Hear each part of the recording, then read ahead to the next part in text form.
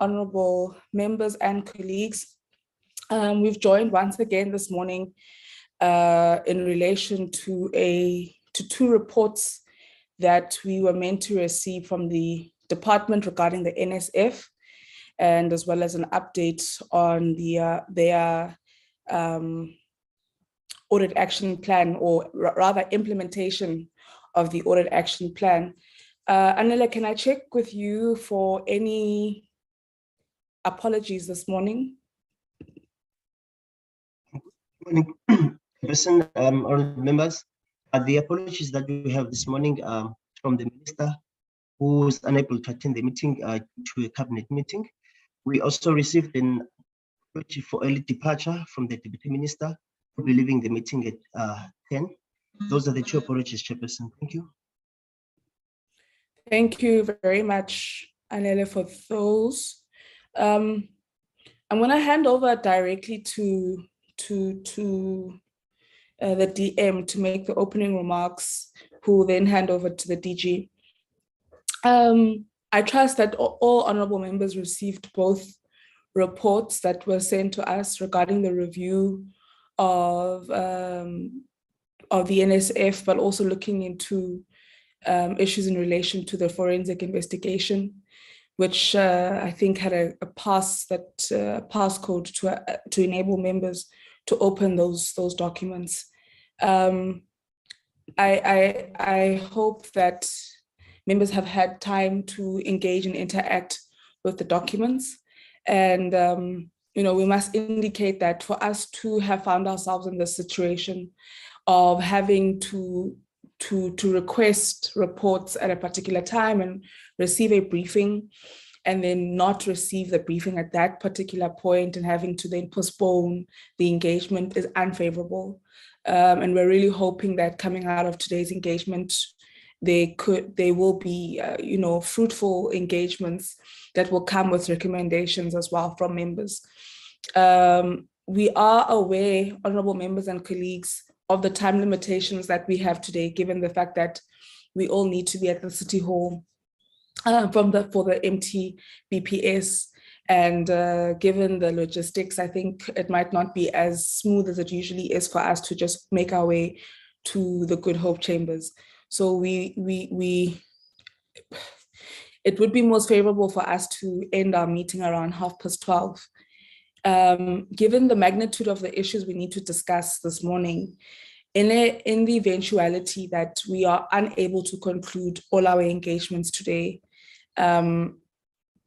thoroughly, it could require that we must reconvene on Friday before the issues become, I don't know how to say it, stale, because I don't think this is a matter where we would want to have responses, particularly in writing. I think given the confidence that needs to be given to members on this particular institution or entity, it needs us to be able to have fruitful engagements amongst ourselves. Oh my God. Oh, okay. Sorry, when the colleagues started someone is projecting the presentation. Can we put that on pause while we try and, while I'm still making the concluding remark, opening remarks? Can someone stop the share on the screen? Okay, there we go. All right, so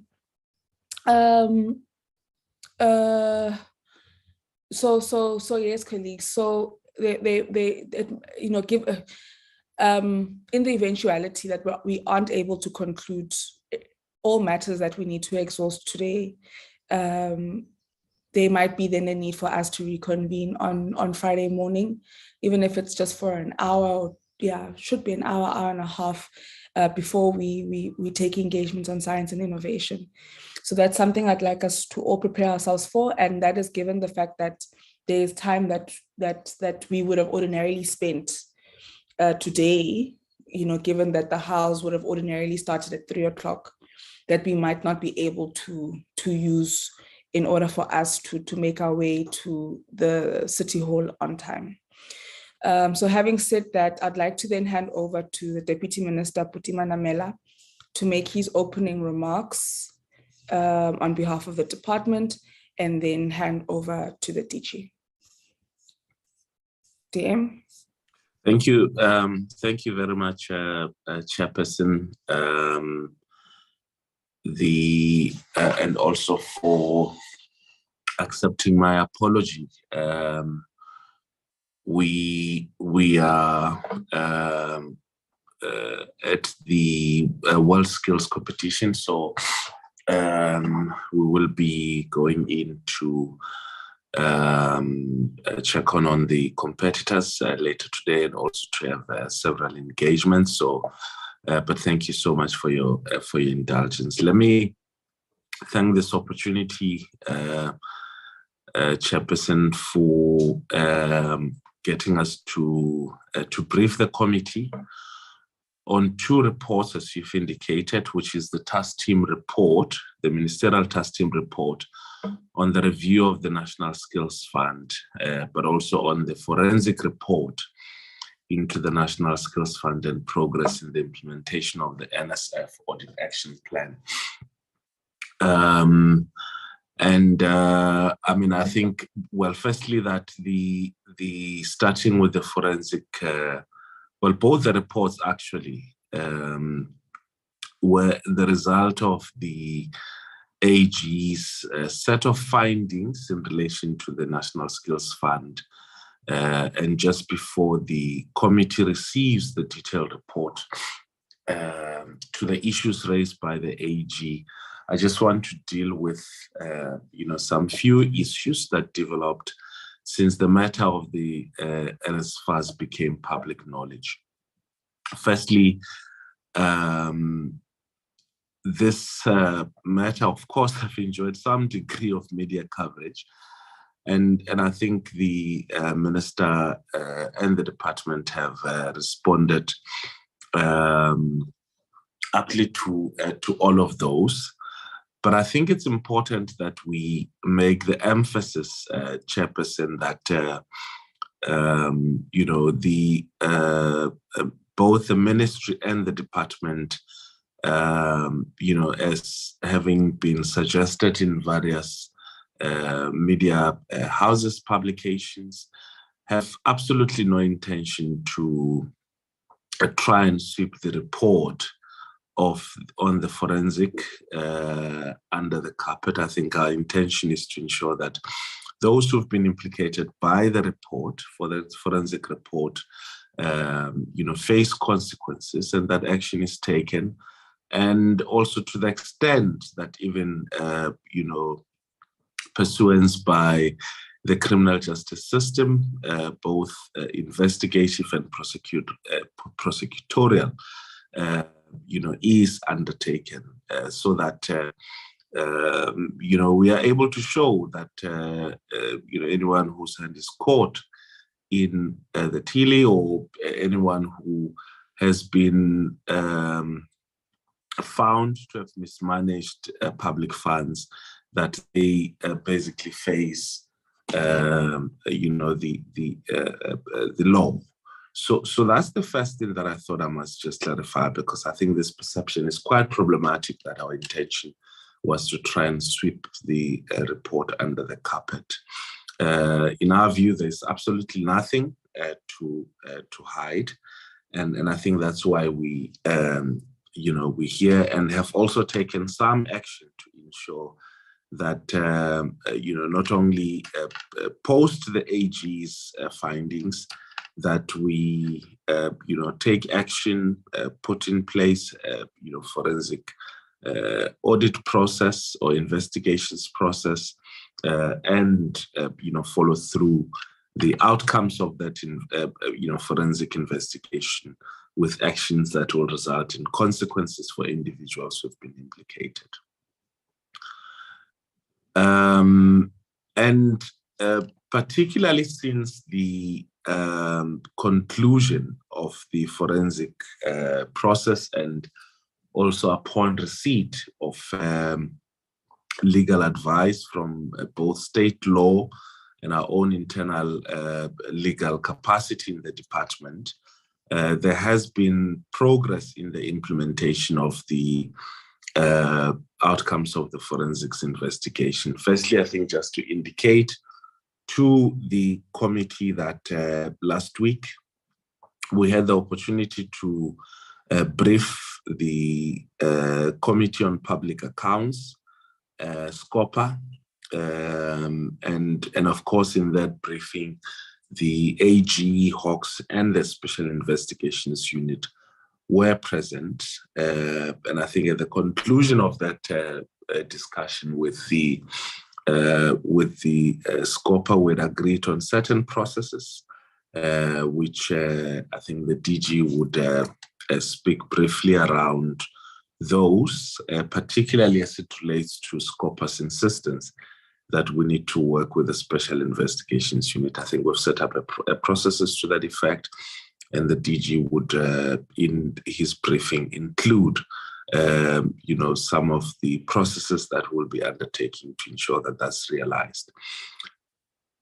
But key actions have been taken, Chairperson and members, since the in the last few weeks. And those actions include the suspension of officials who have been placed on precautionary suspension and due process to follow. We've also approached the Hawks and presented them with the documentation that they would require to facilitate criminal investigations. And those, they've indicated the need for some more document, and all of that is being provided to them. But also that criminal charges have been laid by the department with the South African Police Services, and that we will blacklist companies that overcharged for equipment, and also companies who equipment was purchased from and that equipment was not delivered. The process of due presentation will also precede the blacklisting action, and hopefully this will be completed by the end of 2022. We are expecting the NSF to also approach companies that did not deliver equipment and yet they were paid. The legal unit of our department is in the process of procuring the services of a panel of external legal experts to oversee the process of determination of charges and appropriate sanctions against all officials of the Skills Fund who were materially implicated in the forensic investigation. And also on the system side of things, the NSF is itself showing signs of noticeable improvement in that in the previous financial year, 2021-2022, the AG's report shows a movement away from two successive disclaimers to a qualified report. They are developing a new audit action plan, which we are quite confident that it will address some of the current challenges and other lingering findings by the AG, as pointed out in the NSF management report. The Ministerial Task Team, as will be presented today, also presented the business model of the NSF in July and has completed its work, and I think we'll briefly go through that. The implementation of the NSF system remodeling recommendations are also scheduled to be contextualized and implemented from the 1st July to 30th June 2023. So in a nutshell, that's the progress that have been made thus far, Chairperson. And I think what the would ask the DG, because the members I expect have been having the report with them for quite some time, both the Ministerial Task Team report and also the forensics, to help us save on some time, Chairperson. I think we'll ask the DG, to give a brief background but then dive into the recommendations and some of the details that I might have missed in terms of the progress. And I think that will help us to save some time and get straight into the discussions. I'd like to invite the DG to lead us with the introduction of the team. I've seen a couple of DDGs on the platform. If the DG could introduce those and also then get into the presentation. It shouldn't, for both chairperson, I think it shouldn't move hopefully beyond an hour. Thank you so much. DG.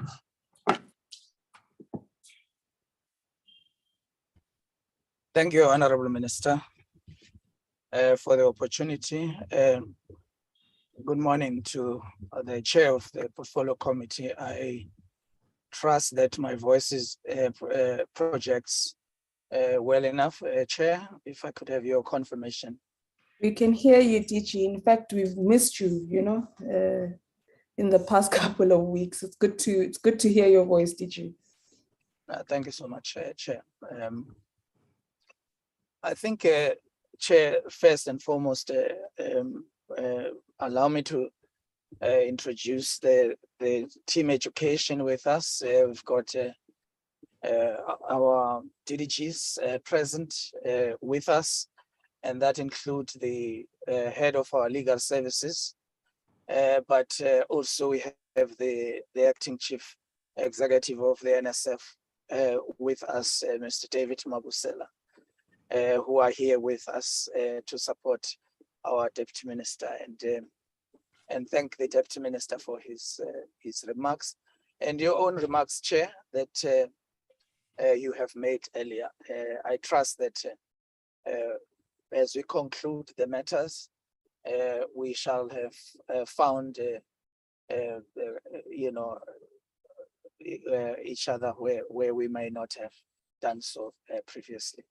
With your permission, Chair, if you allow me, I can proceed with the presentation, starting with the forensic report, and then moving to the other reports that are there, which I'm going to do collaboratively with my colleague, Mr. David Mabusela. The next page. Chair and honorable members of the portfolio committee, good morning to you. And thank you for availing this opportunity to us. I thought in my opening remarks, I would start with just the comments which I think have been very well covered by the Deputy Minister regarding where we come from with this, the public perceptions around our request to activate Rule 189, which was always going to be at the discretion of the chair of SCOPA, and this was not supposed to read as it is some kind of sweeping the report under the carpet. It's rules that are allowed, the rules that are there, that our minister activated, in this regard. And I think that the Deputy Minister has covered very well. We are very pleased with the progress that we have made so far. Initially, it was quite slow, but we've picked up now, and we are moving very well, in this regard, Chair. Let's move to the next one. I'm not going to dwell on Rule 189, but it's a reflection that contextualizes our approach that the report be declared, confidential, so that it does not undermine our own processes, especially because we are the ones who read the report first. So we knew what it says. We knew that the report is saying these matters must still be handed over to the Hawks. And therefore, we couldn't just send the report without raising the issues of confidentiality so that the integrity of the processes are not. We've seen,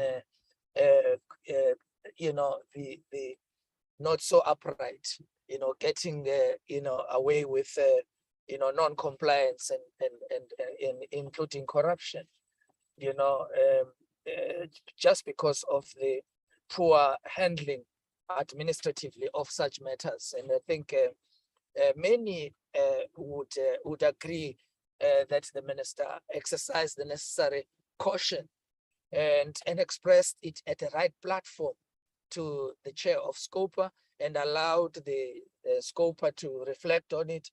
And at the time that SCOPA took a decision, we have since accepted that decision, even though we would beg to differ when we are looking at the administrative you know, section and how sensitive these matters are going to be. And we understood as well that there is a good balance that needs to be created between transparency and public accountability, as well as integrity of administrative processes. And I think it is that balance that we sought to achieve.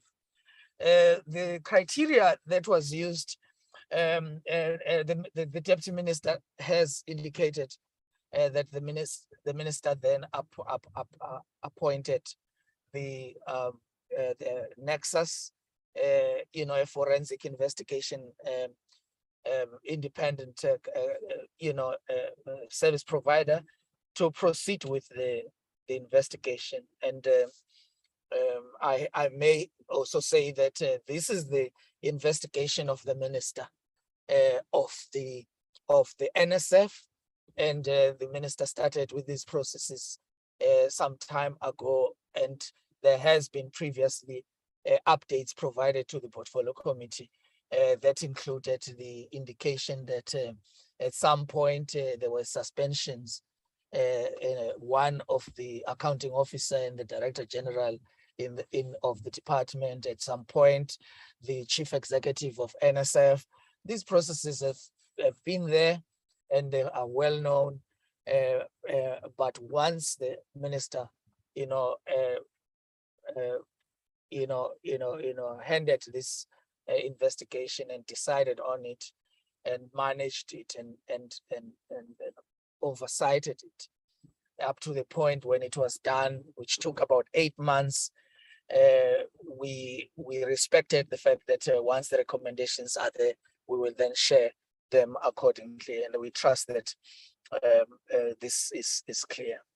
The criteria that was used by the forensic investigation service provider, you know, involves ensuring that a project selected for investigation have a particular provincial spread, that they include teaching and learning projects, that they include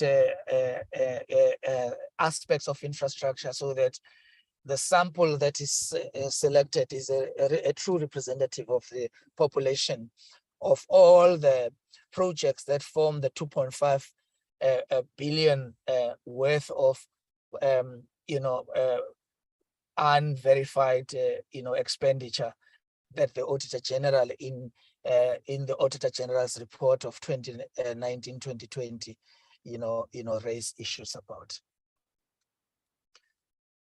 The terms of reference, I think, are quite clear, and one of the most important was that the 10 projects selected be part of the 2.5 billion unverified skills development expenditure, as reported in the NSF annual financial statement, as per the 2019 report of the AG. You know, and I think this is important. Determination of whether the officials of NSF intentionally concealed information from auditors, whether any possible conflict of interest with regards to relationships by and between the officials, relevant department officials included, projects awarded, as well as service providers, if any of those there were any conflict of interest. Evaluation of funding adjudication processes. I think this was always going to be important, Chair, that our interest as a department was never just to deal with compliance and hold people accountable, but it is also to build this government institution called the National Skills Fund, and to the point where South Africans are confident that this is their NSF and it is run with integrity. And so it was always going to be important that we in the terms of reference, have pillars that ensures that there are clear recommendations on how we can improve processes and procedures in for example, the awarding of projects, and even go to a point where, if need be, lifestyle audits and financial standing of employees, service providers that are responsible could be done. And all of those later on, when we deal with the recommendations, we'll be able to indicate how it is being dealt with. There were additional, terms which were then going to be an option of the department, and that option was going to be, how we deal with the report once we have received it. Next slide.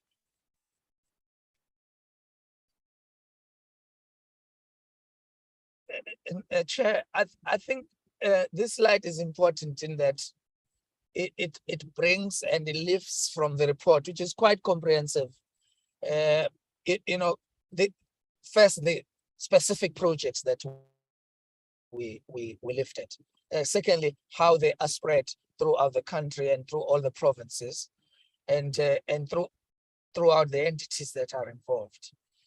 I think this is important as well, because if you want to talk about the limitations of the investigation, you would speak about whether the sample is representative of the population, and therefore in your generalizations of that population, speak to matters as reflected. But we fully believe that there is an attempt that is clear that was made to select a good sample that gives us the picture of what are the problems at NSF.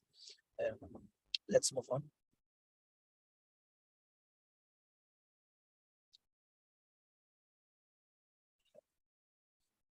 In the terms of reference that the minister framed to direct and guide the investigation, we are informed first and foremost by Section 217 of the Constitution of the Republic of South Africa, that speaks directly to issues of procurement. For instance, when an organ of state in the national, provincial, and local government spheres, or any other institutions, be it our universities, our colleges, have identified as in the national legislation that contracts and goods and services may have not been been equitably, fair, transparent, competitive, and cost-effective. The Constitution, Section 217 guides, and it becomes a very strong frame for the investigation that the minister has initiated. May I indicate that at some point it was clear that the views of the minister about the investigation of the NSF were aligned to that of SCOPA, because they also, very strongly, in fact, at some point, the chair of SCOPA was saying this is an investigation that even themselves would have, interested in. So I think that there was always an alignment that this is a matter that needed to be pursued, to be looked into.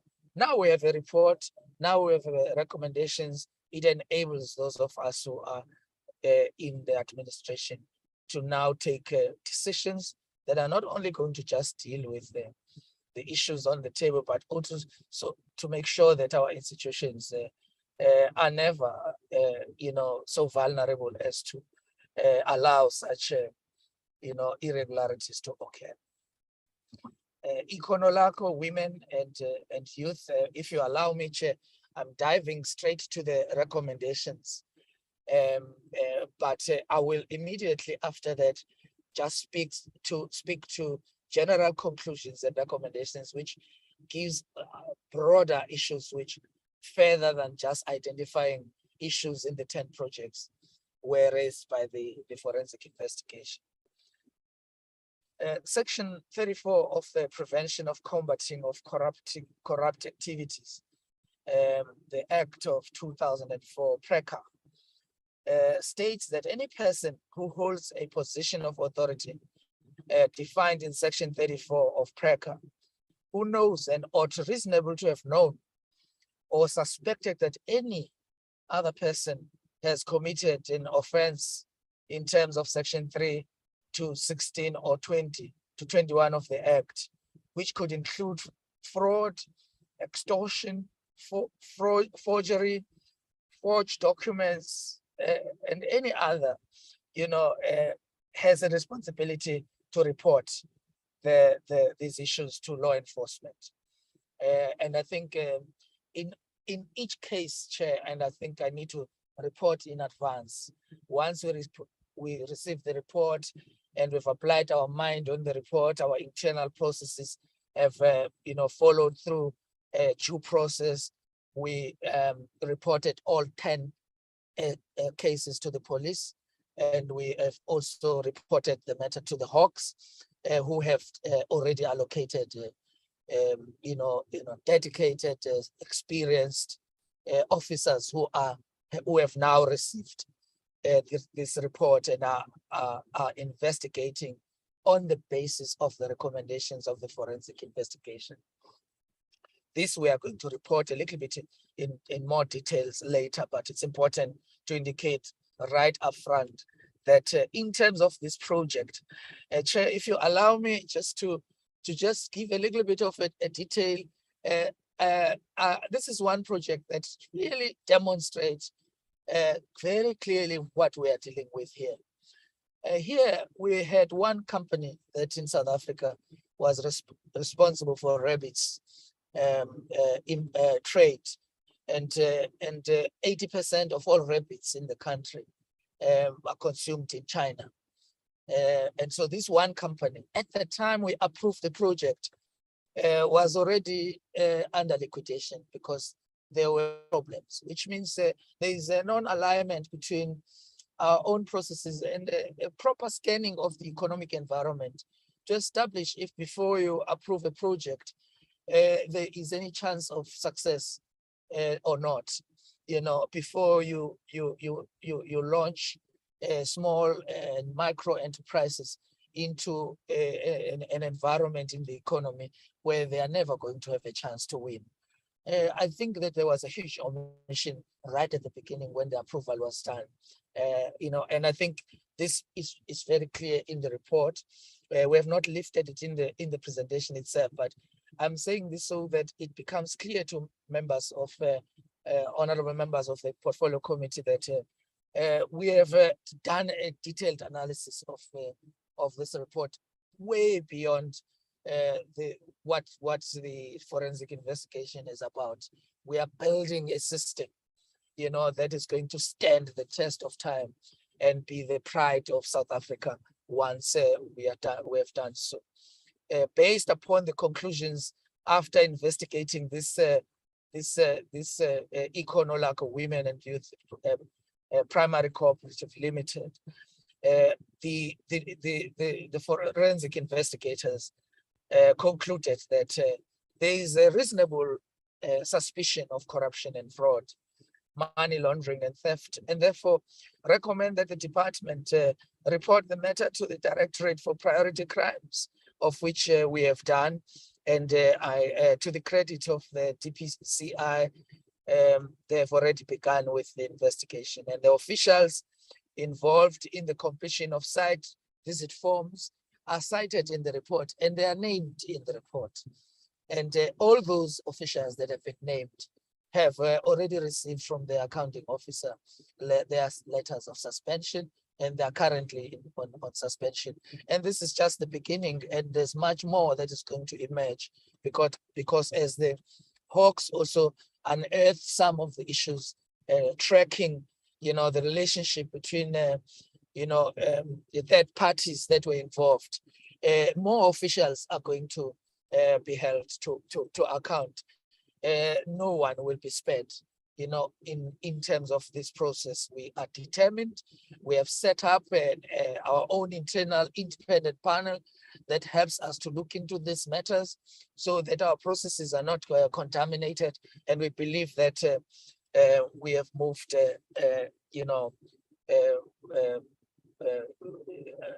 in accordance with the spirit of our constitution and other related legislation cited in the presentation area. Chair, in the next project, which is the Tibe trading enterprise based in Limpopo, we also have the conclusions drawn where the recommendation is that there is reasonable suspicion of offenses of corruption, fraud, and money laundering, and that the department it's advised to report the matter to the police in terms of the Section 34 of PRECA for further investigation. And may I confirm, Chair, that also in this regard, this has been done.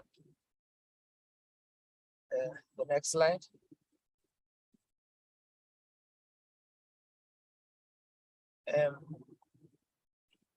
Further, in terms of the farming cooperative that was supposed to train, in a number of areas, and according to the findings of the investigation, not all training that was supposed to be conducted was done, and so we had to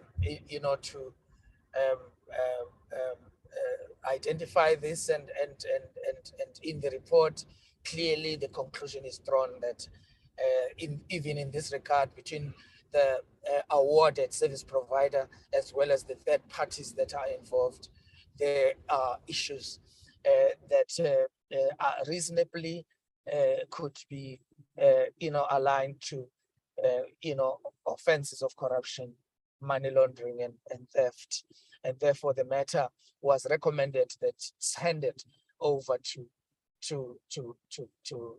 the Directorate for Priority Crime Investigation in terms of Section 34 of the Prevention of Combating of Corrupt Act of 2000, and I think this has been done. The PE TVET College, disappointed with this elaboration on this one. Our college in Port Elizabeth, Kabeja, opened an account in the name of NSF, into which about 7.2 million were deposited into. And the account, however, showed that additional 10 million was deposited, into this account.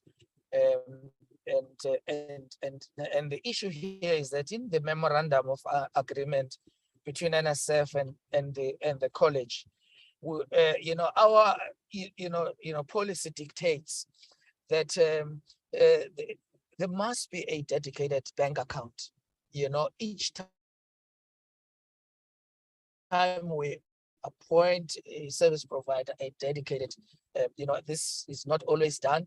And in this case as well, it has been established that it was not done, which therefore means the problem is not only about officials maybe omissions that might administratively have been identified earlier, but the problem is also about when you now realize that you've made those mistakes, why do you then still transfer money into the account that you know very well that it's not a dedicated account? So these are issues which we deal with later on in the report to show what it is that we're doing to actually, arrest the matter from, further. And I think in the slide, we also try to indicate that whereas initially in all the projects, there might have been non-compliance valued at close to 2.5 billion. Substantially, there was verification of those amounts having been spent, properly. And what is the reason for the matter still being outstanding is that not all issues were verified and not all documents were provided to the Auditor General. And I think this is very important that I indicate, so that what we see, for example, reported in public, that there is 2.5 worth of the resources that are unaccounted for, is understood to have emanated from the audited financial statements presented to the Auditor General that did not cover that area, but later on the evidence was provided in some of these projects to reduce that amount to specific areas which we quote, safe to also say that this only is limited to the projects that are under investigation, and those that were not selected in the sample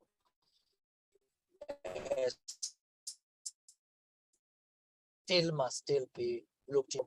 The recommendations of the forensic investigation, it is necessary for us to go to each and every one of those projects because it is clear that some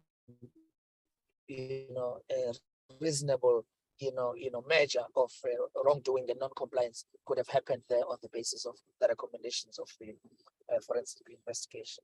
The Center for Education and Policy Development, one of the most outstanding entities, if you look at the history. In fact, even the founding fathers of our nation, President Mandela, at some point, would have encouraged the work that comes out of this.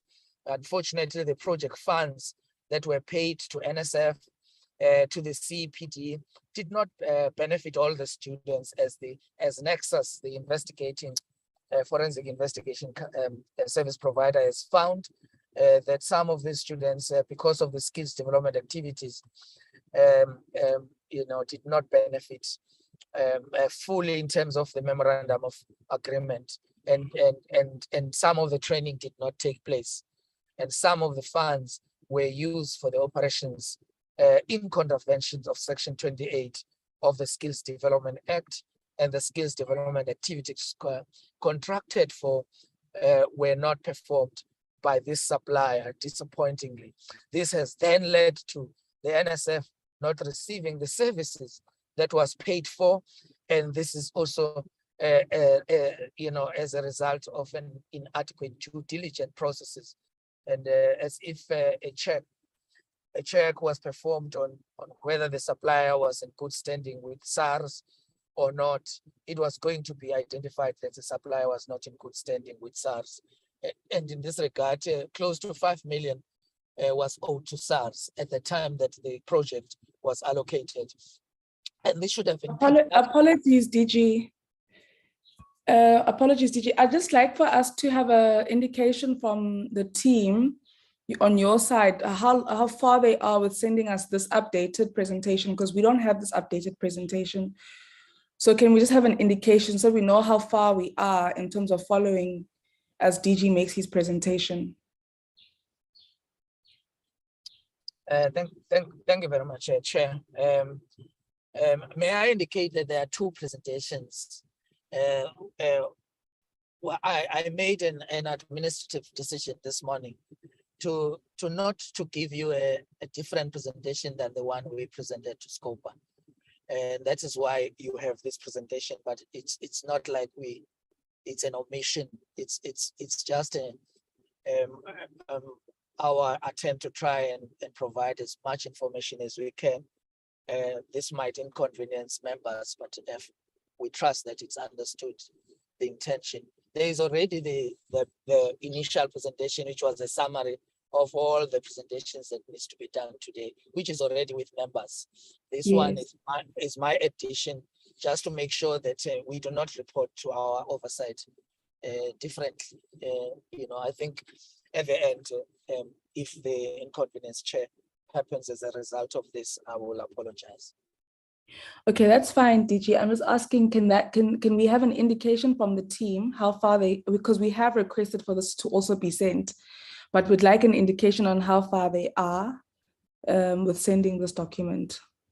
Okay, I think it should be sent immediately, Chair. There should be no reason why not, and I will keep monitoring that you have it, and Okay. any other information that we are going to include, because we really intend to go for it in terms of the level of detail we provide honorable members. We do not wish that there are gaps in information that we exchange. Thank you for your indulgence, Chair. Thanks, DG. Sorry, you may continue.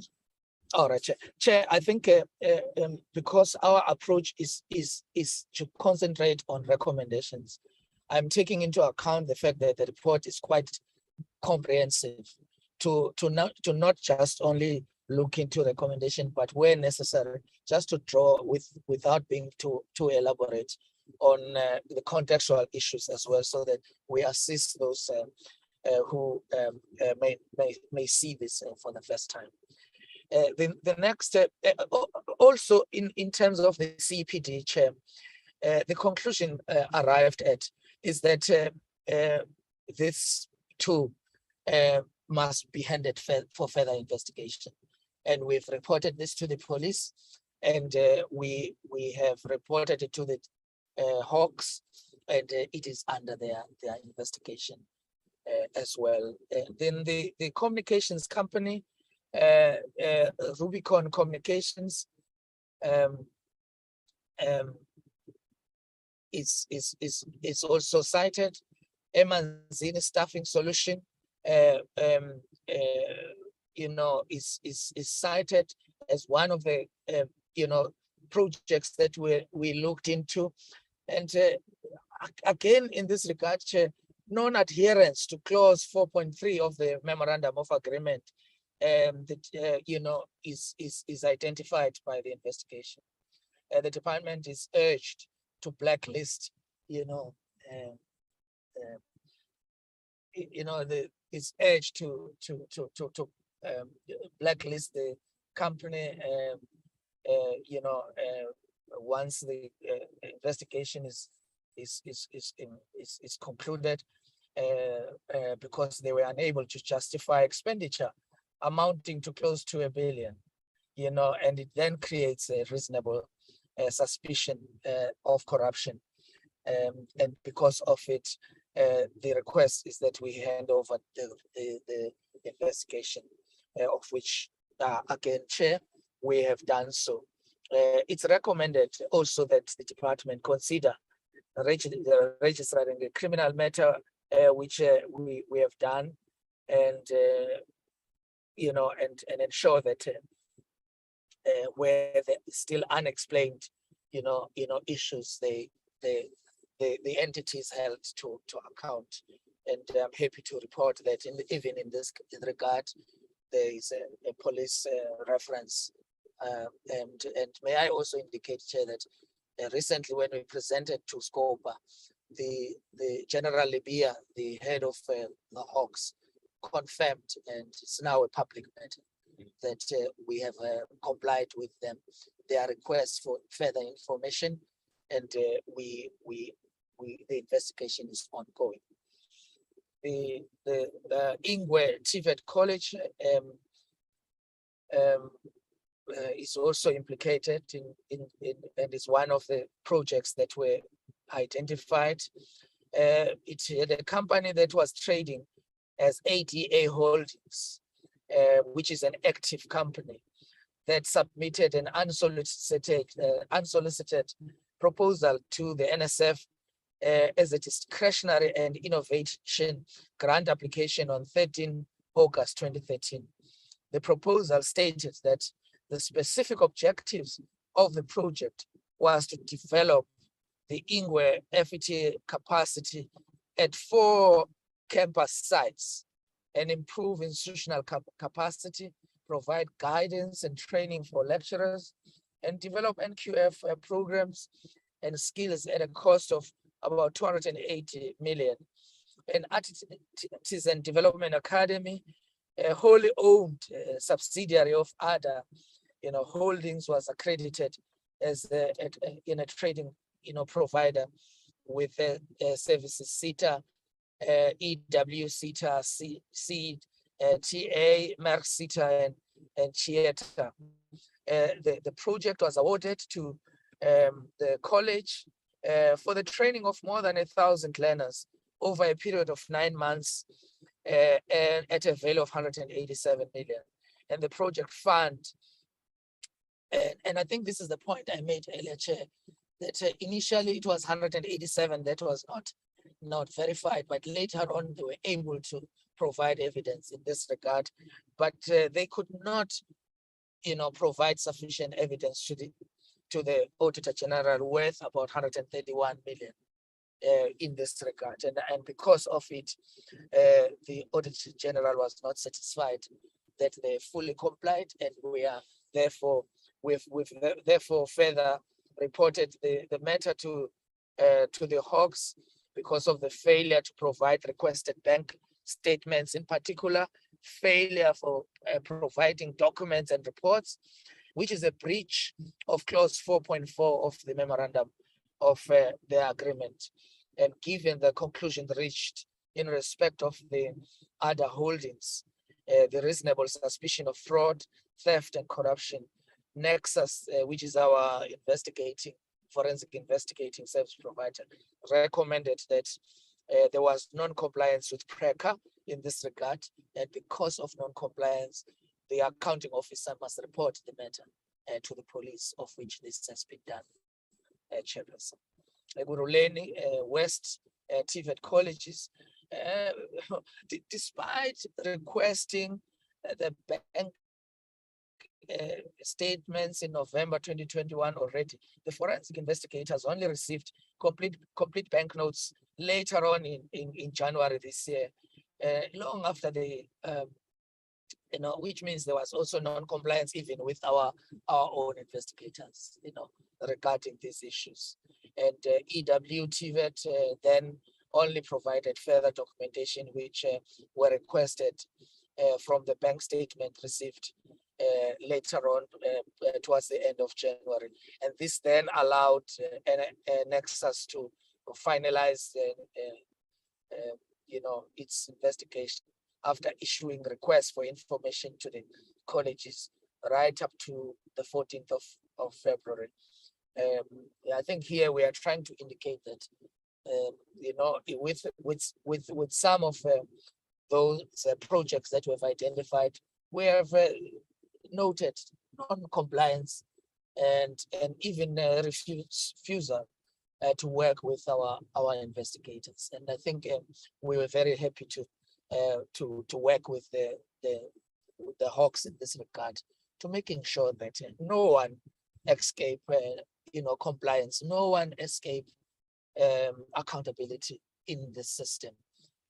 And I think this is clearly the case in this regard. We provide in this slide a little bit more detail, Chair, here, precisely because there's a number of dynamics that are involved in this being one of our colleges, Ekurhuleni West. First, based on the conclusions that were made, it was recommended that the award of the contract, which is around 27 million, be recorded as irregular expenditure in the NSF annual financial statements, and that the department consider appropriate consequence management against the officials who did not act in the best interest of the NSF when they recommended the award of the project for approval and failed to take effective and appropriate steps within their areas of responsibility. Secondly, the conclusion that the NSF, the department, and the college ensure that appropriate action or consequence management against both officials, one, the head of SCM for contravention of Section 57 of the PFMA is held to account. And I think that later on, when we speak about the progress that we have made, we will indicate firmly that we are guided primarily by the report, but also not just the report of Nexus, but our own internal report. Chair, I am very well reported to have indicated that when you read the Auditor General's report without the internal audit report, you are only looking at a sample, because the Auditor General will issue a management letter at the beginning and they will select just a few areas of investigation. So even what the Auditor General says that are the issues, there is more to be looked into that appears in our own internal reports. And that is why we have ensured that an independent panel is appointed that looks into these issues beyond just the normal units of the department, so that we assure the public that there is no hiding of information, there is no sweeping information under the carpet. But I think it's my duty as an accounting officer to advise fearlessly, our oversight when it is necessary for me to do so. That when we handle these matters, we must not create loopholes that will lead to, criminals, escaping accountability on the basis of our failure to ensure that we follow due process to the letter, so that we pursue them right up to the point where even third parties who are beneficiaries to this are also held to account. The next slide is covering the entity that has a name that shouldn't be the name of the entity. They are called Passionate About People. There's no passion here. During their 2019-2020 annual audit, AXA made the following findings in respect of a PAP project, that the receivables from non-exchange are recognized upon receipt of the closure report from the skills development provider, that upon finalization of the project and upon cancellation of the project due to non-compliance, clear non-compliance with section 16, 1, 3, and 12, and as well as the 16, 1, and 3, and 12 of the memorandum of agreement, and were not complied with, and therefore the recognition of the receivables upon receipt of the closure report contradicts the standard clause of the NSF MOA with the skills development service provider, which states that the service provider shall immediately reimburse the NSF upon cancellation of the project and upon termination of the agreement, and that any unutilized funds inclusive of accrued interest, any funds not utilized in accordance with the agreed terms of this agreement, and any funds advanced by NSF inclusive of accrued interest thereon that exceeds the contract amount that is stipulated must be handed back to the department. This was not done. In this regard, for example, the project allocated to Passionate About People was worth around 13.4 million. But immediately the investigators have picked up that payments were made to the total of close to 9.8 million to another third party, a service provider called Bright Idea Projects. This is these are service providers from the Western Cape province. and they include another third party that also was a beneficiary, and these are the matters which we have handed firmly on the desk of the Hawks, to making sure that we track each and every public cent and public money that was utilized in this regard. And clearly in this regard, in terms of NSF processes, we recognize the need for strengthening our processes so that contracts between those service providers that benefit from the skills development, funding, they comply with our memorandum of agreement, and we have sight of all contracts. And Chair, I think I need to make this point here and make it very strongly, that one of the reasons why there has been Auditor General's disclaimed opinion of the NSF, it is precisely because of this issue. Where, for example, Auditor General asks for documents, the department just can't provide those documents because the service provider that has been allocated this project itself doesn't have it, because it has further, transferred those monies to third parties that are not known to the department. And so clearly this frustrated the Auditor General and limited the scope of the Auditor General in his audit process, and therefore the NSF was hit with the disclaimed opinion. And this is the work that we are doing to move the NSF in this, and I'm not satisfied with the progress that we've made thus far, because we set very high standards. But I'm happy to indicate that we've moved NSF from the disclaimed opinions of the Auditor General to at least a level where there's fair presentation of the finances of the entity. Now we are gunning for Operation Clean Audit and Operation Clean Governance in the institution. In conclusion, Chair, we would like to make the following general conclusions, and I think these are important for me to make, Chair, because we have selected recommendations in our presentation today so that it's clear what did they,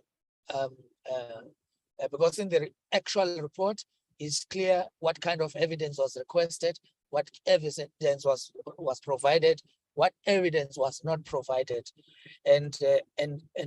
but these did not necessarily speak to some of the issues which are about systemic matters around the NSF. During the investigation, although it did not specifically form part of the scope, it was noted that various deficiencies existed in general regarding the respective grant processes of the NSF. For example, due diligence regarding projects are conducted as part of the initial process.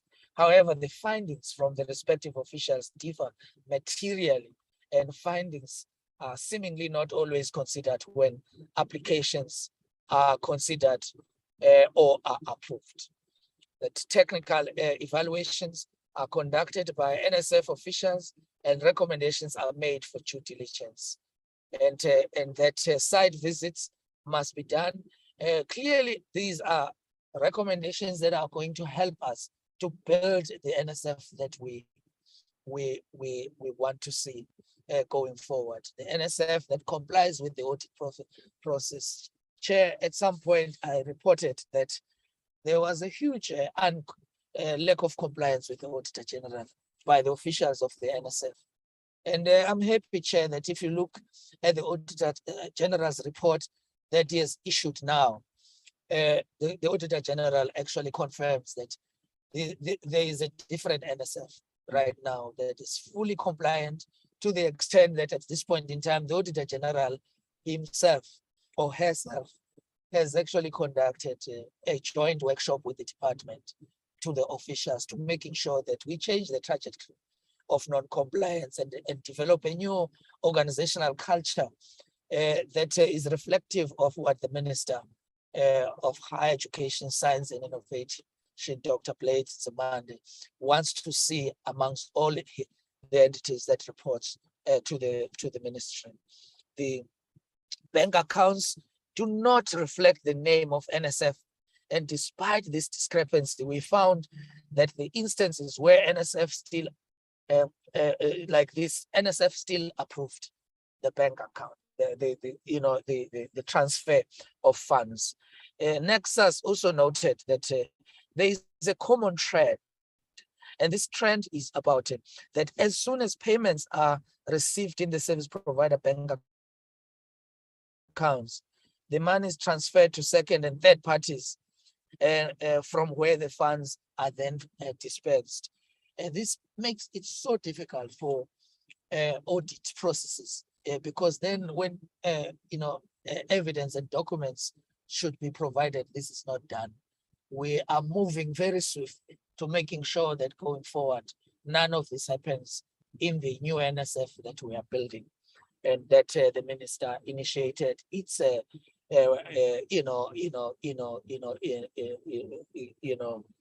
remodeling through the Ministerial Task Team report, which we have spoken about in the previous presentation.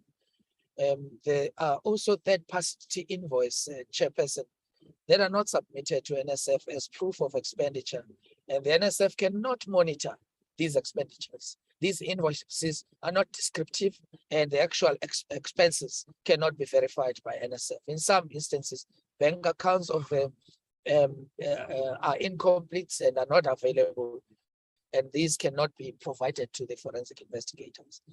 These are very, very far-reaching conclusions which are going to empower the department in moving specifically and not generalizing to how needs to be done in dealing with improving better and improving governance in the system. Based on general conclusions made above, the forensic investigator recommends to the department that the responsive NSF employees conducted detailed and proper due diligence regarding the respective potential service providers. That in this regard, it is recommended that the officials be trained in performing due diligence investigations. And I think it is very clear that in the manner in which we are strengthening NSF in terms of appointing expertise in the entity, we are informed by this wise counsel and advice from NSF and from the investigation, but also from our own investigation initiated by the minister through the Ministerial Task Team on NSF, which report we have received in July, and we are in the process of also aligning its conclusion with the forensic investigation report. NSF must monitor cash flow from the respective ring-fence bank accounts to ensure that money is utilized for the intended projects purposes, and that this can be done by providing specific NSF officials with electronic access to bank accounts. This is listed on the MOA for the project, of course, with only the viewing access. But the recommendation is that all transactions must but executed from this account, and no money may be transferred from any other accounts. And I think this is really, really important. We insist that service providers attach third-party invoices to respective quarterly reports and claims, so that from the point of appointing the service provider, even when claims are made, we have sight of and are able to track each and every cent that is spent in the project. Chairperson, allow me to move quickly into trying to just update the honorable members with the work that we've done. Each and every day, there is a need for further updates, because on daily basis, we are working towards ensuring that we implement the report, and I think here we cite key milestones that we have done. We have worked with the state attorney to source legal capacity to strengthen the independent panel that once we have charged officials, they will then go and defend themselves and provide further evidence if it is required to an independent panel. It's an established practice in the public service that I am very happy with, because when you investigate internally, there's always going to be vested interest amongst officials. And when you really have a criminal or a reasonable suspicion of criminal,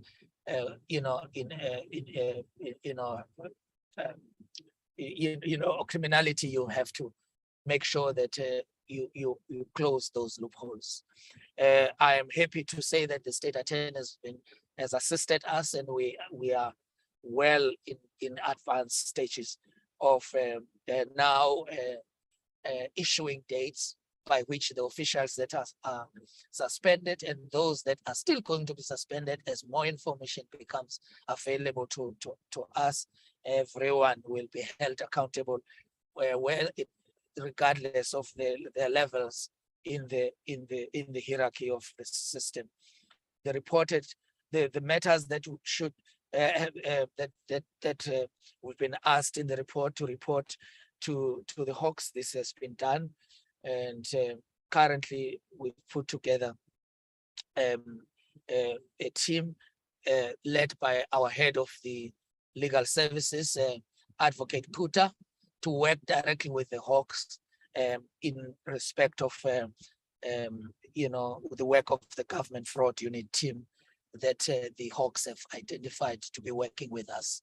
In this regard, I am pleased of the progress, and I think, Chair, it's going to be necessary that we keep updating this aspect as well, so that our oversight is happy, but also our members of the public realize that our commitment to clean governance is not on just the rhetoric about good governance. We are on a daily basis, making progress to try and making sure that these issues are dealt with. The Hawks also are looking into the service providers and staff with certain possible issues of corruption attached to their portfolios. The department currently has provided, at the time that the presentation was done, we were still saying we are compiling, but the General Libya has now also publicly indicated that all the documents they requested from us are not just being compiled, they have been handed to the Hawks, and I'm happy that this is a progress we can report to you, Chair. Internal disciplinary processes continue. We have ensured that the terms of reference of the independent panel is aligned to the work of the Hawks, so that information established through our internal processes also give the Hawks an opportunity to relook into whether more people can be held accountable at any given time of this investigation as we proceed with it. The team of experts that work as part of the internal independent panel may include specialists, and at some point when we reach the point where we must track monies and accounts, we will work with specialists and actuaries and strategists to making sure that we retrieve every cent that was lost to the public as a result of any possible possible irregularities that may have happened. After convictions have been secured, we have ensured that we work with the Hawks to make sure that preservation orders are issued to ensure that the department is able to recoup monies that were irregularly expended. This is already work that is happening between our ethics unit led by Mr. Stanley Mkize, as well as the work that is being done by our legal head, Advocate Kuta, who's also present with us today in the meeting. The Ministerial Task Team report on NSF, we have received it. Itself, the Ministerial Task Team report on NSF gives us a sense of what needs to be done to improve the operational model of the organization. So at this point in time, I am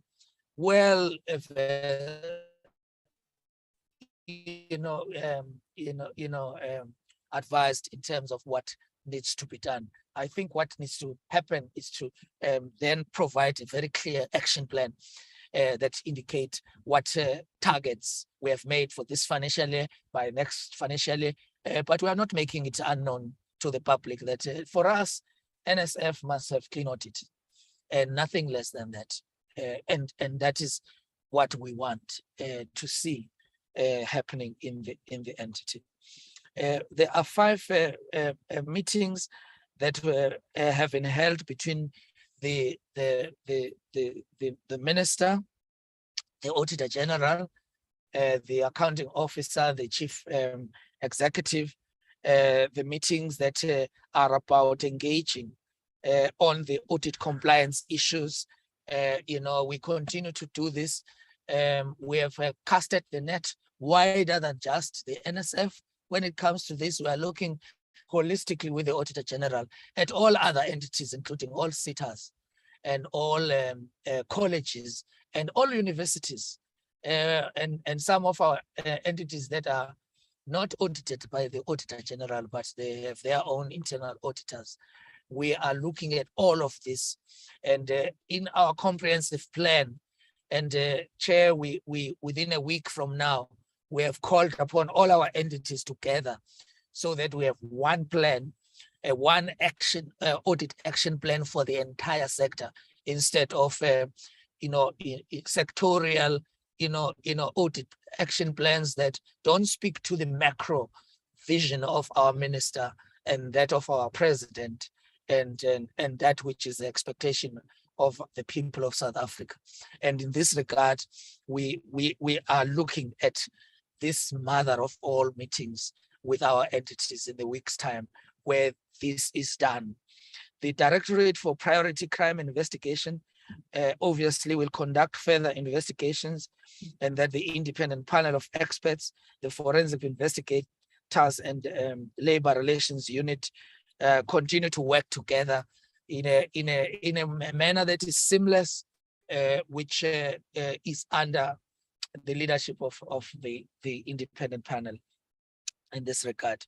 Chairperson, I would like to conclude by thanking you for the opportunity, but also just to provide a graphic roadmap towards the full implementation of the recommendations of the forensic report, the DSCI, the directorate responsible for these investigations at the Hawks, which indicates that we have now the forensic report. That is the initiative of the Minister of Higher Education, Science and Innovation. Now the Minister has the report and the recommendations, without any additions and subtractions, have been handed completely the report to the Hawks for further investigation. And we are not limiting the Hawks to the terms of reference of the report, but when and if we pick up any inconsistencies, particularly because we have to look into the sample of 10 projects against the broader other projects that are there, so that we also not just focus on the 10 projects, but we focus on all areas where there are possible issues that still needs to be looked into. We are looking very carefully into this, internal disciplinary processes, moving on charges and sanctions. Some of the charges we have prepared, we are going to be working with the legal experts that the state attorney has assisted us with, so that even in the manner in which we prepare these charges, there is no possible escape of anybody implicated by, probably because of lack of capacity within the department and NSF. Then you find that in the way you handle these matters, then people find technicalities to escape accountability. It's not going to be done.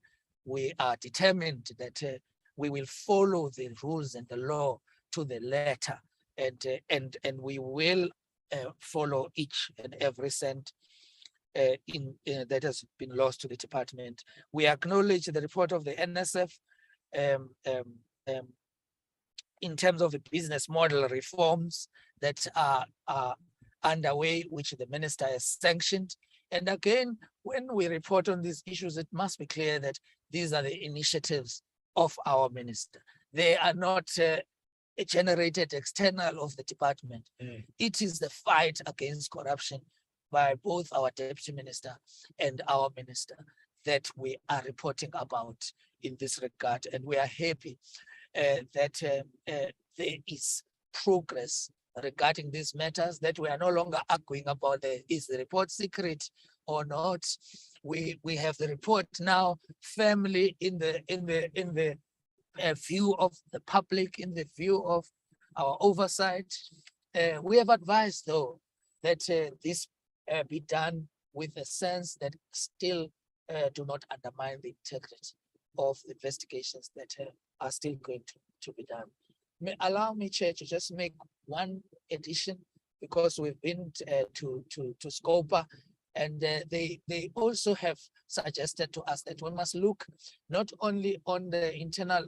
Firstly, they are satisfied with our internal processes. They feel that they are consistent with the work of that the Hawks have reported they are doing. They feel, though, that civil litigation should also be considered in the final analysis. In this regard, advise us to also work with the SIU in this regard. Chair, you are aware that already we are working with the SIU in terms of NSFAS regarding the proclamation on NSFAS. So it is not an unfamiliar territory for us to work with the SIU. I'm going to meet ND Motibi to look into this, because obviously the processes of civil litigation are about sequence. You first discover wrongdoing, you identify those who are non-compliant, and right at the end, you then pursue them. And so there is going to have to be a kind of a sequence in the manner in which we do this. But it's important that right at the beginning, we indicate that our minister wants to involve the full complement of our law enforcement, but within the limits of ensuring that integrity of investigations are not undermined by process that is not advised properly. So in this regard, I'm sure that working with all the law enforcement agencies and the support I've received from the Hawks, the support that I've received from the officials of our department, the good work that has been done by the acting chief executive of NSF, to making sure that in this report, you can see in the slide, we are talking about more than 17 meetings already made by, including workshops conducted jointly with the Auditor General, which means the work of turning around NSF has now become a collaborative work by government. And we are committed to this, Chairperson. And thank you very much for the opportunity to present. Myself and the team are here at your disposal to answer the questions that honorable members wish to ask. And I wish to indicate that at no stage was there any attempt to sweep any of these processes under reps, no, we reserved our right to advise fearless, and as public servants, it's our duty to do so, even if it will make us unpopular. But we will make, we will advise. In this regard, we invoked Rule 189, and this is an instrument that is there. That matter has now been dealt with. We accept fully the guidance of SCOPA in this regard, and so that matter is no longer on the table. What is on the table now is our processes of holding those who have benefited unduly to corruption and possible collusion, and we are in the process of doing so. Thank you, Chairperson.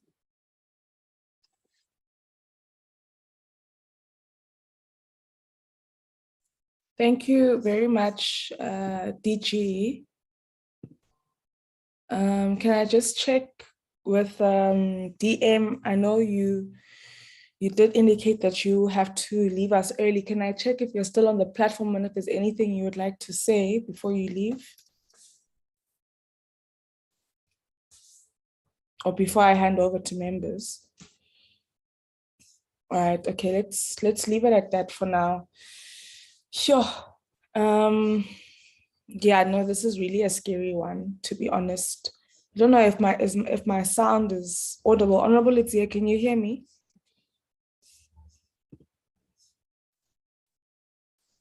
Okay, or Honorable King can go. Can hear you clearly, Chair. No, sharp. All right, thank you so much. All right, thank you so much, honorable members and colleagues.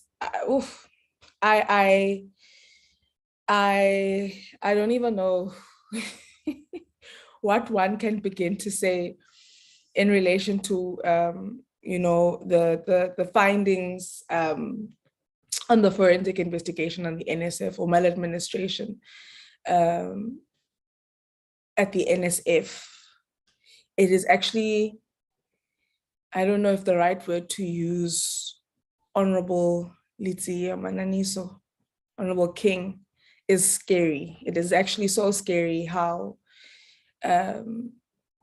public funds, taxpayers' money, can so easily be used fraudulently, can so easily slip through our fingers, you know.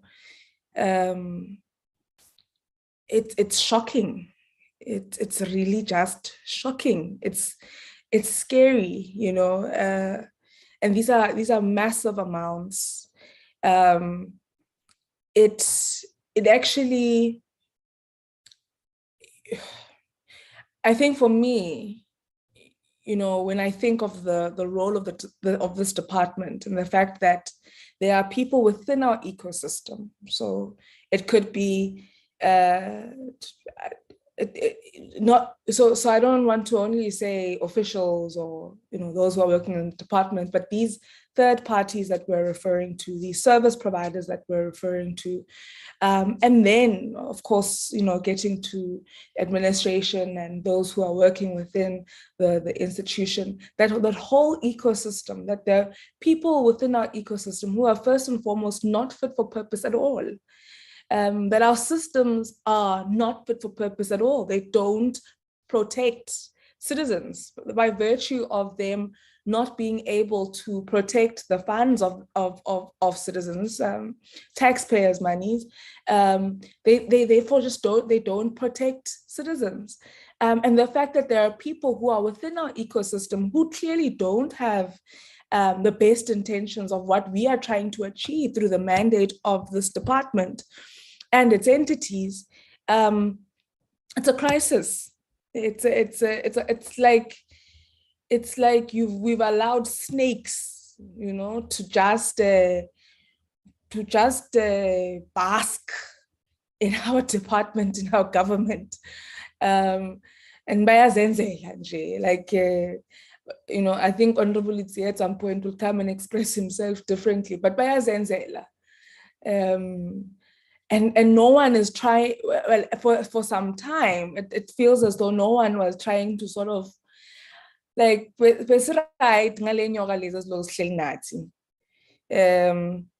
and I guess now we're trying to get them out of the house, but the damage is done. I'm hearing you, DG, when you are saying that, you know, these funds will have to be recovered, and, you know, we will have to work together with the Directorate for Priority Crime Investigation, or the Hawks, in order for us to recover these funds. Because as we always say, as Honorable Mananiso always says, you see, in this case, colleagues, we cannot play on the matter of consequence management. We need a robustness that has never been seen, you know, particularly in light of what the theme of this sixth administration was, which was to deal with corruption in the state. You know, a huge overarching theme of the sixth administration was to say we need to clean house. And I'm really, really hoping that in some of these through some of these recommendations, through some of the additional processes that will have to accompany this initial process, because this is just the beginning. You know, this forensic investigation just literally brings us to the beginning and puts everything on the surface for us to say, this is actually what is happening. But the work that is going to have to follow what this investigation has brought to light is a mammoth task, which we're going to have to collectively work together to correct. But I will come later on with some of my questions. I see the hand of Honorable King, Honorable Litzie, Honorable Makesi, Honorable Mananiso, Honorable Sibia, Honorable Yabo. Those are the hands I see for now. Yeah, Honorable King. Good morning, Chair, and good morning to everyone on the platform. Chair, I must also express your same sentiment that when you go through the forensic investigative report, it is really shocking to see how money was just mismanaged, and there weren't really any processes followed. But I'm going to start off to say that previously, before this report came to light and before the Auditor General highlighted that there were some funds unaccounted for, already NSF have received some disclaimer. And we do know that the minister at the time, after the Auditor General spoke about the 5 billion that she can't account for, that is not accounted for, that the previous DG was then suspended. Also citing the fact that you cannot be a referee and a player as an accounting officer at the same time. So I just wanted to find out, in terms of that regard, how far are they in terms of the legislative framework to look into that matter, because we will find that the current DG is going to find themselves in the exact same position, being a referee and a player at the same time over the NSF and its issues, which then leads us then to say, who do we actually then hold holistically accountable for the saga that is transpiring in the NSF? Do you hold the minister accountable? Do you hold the DG accountable in his capacity as the accounting officer? Which then raises the question again, was it really due diligence given in terms of the oversight mechanism of the department over NSF, in extension the minister? And it scares me that we had a disclaimer, there was no proper oversight then done, when previously there were 2 disclaimers to look at the affairs of the NSF to root out possible red flag projects that could come to light. So this is something that I feel we would have loved to have seen the minister here today.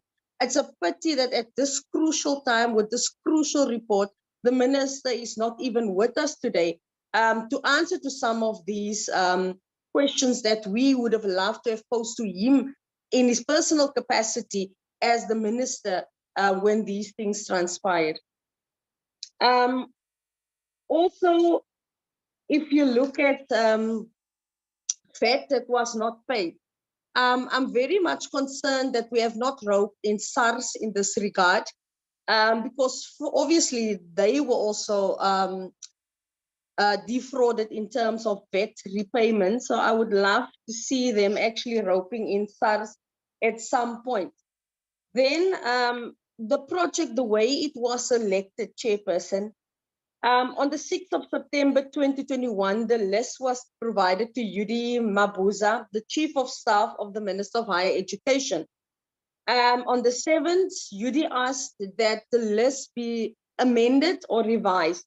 So I would love to know what specifically on the 10 service providers, whether anyone's taken away and whether anyone's added to the investigative report before they got to the final 10 that they are now going to do some investigations on. So I just would like to have that reply. Also, the list of officials that are currently being suspended, it would be nice if the DG can give us that list and the specific charges leveled against them, because, and also we would like to know most of these suspended officials on temporary suspension, will it be with full pay or is it without any pay made? Because it would be very heartbreaking to see that we would still be funding some of these officials, yet it is clear as daylight from the report that they did not perform their duties actively as it should have been. I would also like to know the standard operating procedure when a request is made or an application is made for funding up until it is paid out. Is there a standard way how they do things? Because when you go through the report, it seems as if each one is taken on its merit, and the amounts are just given out, because we're not talking about a few rands, we're talking about millions of rands that has defrauded the state, but also defrauded the youth in this regard. Have there been skills audits conducted of the whole NSF official team? And are these skills audits linked to the positions which the current officials are holding? Because we've seen over the past few years how cadre deployment have swept into these government departments, and people are placed into positions because they are family friends and they don't necessarily have the requisite skills or the know-how how to run departments that they are were given to operate in. Memorandum of understanding. It's nice to say that this MOAs that was signed, but was this done with the legal assistance as it requires? And we would have loved to have seen the actual MOAs to get a clearer understanding of what the actual MOAs actually entailed for the 10 actually that was highlighted. It's very scary, Chair, when you look at some of these departments where monies were just given on 3, 4, 5 different occasions, and there was nobody that actually checked to see that these departments deserve to get a next tranche of funding for them to continue. So when you look at the NSF, one would then basically be able to get to the conclusion that this department or this entity don't have the habit of doing background check and doing research on these entities and on the projects that is actually asked for to be funded. It is clear that there's no time frame on evaluations. I know that it was mentioned that it should be done every quarterly. It is clear that there is no project management department that operates fully and functionally. And it is clear that consequence management, only when an incident is highlighted, it occurs, which then leads us to the conclusion, Chairperson, that the NSF is just there put as a cash cow to defraud the state, and not really to pull out the mandates of giving skills. So I'm glad when it was stated that there is a consideration given that beyond the 10 that was identified, others should also be looked at. And we would really welcome that. But then we also come to the matter, Chairperson, where the Minister was told in no uncertain times by this portfolio committee, why was the SIU unit not used? Why did you go for an independent audit?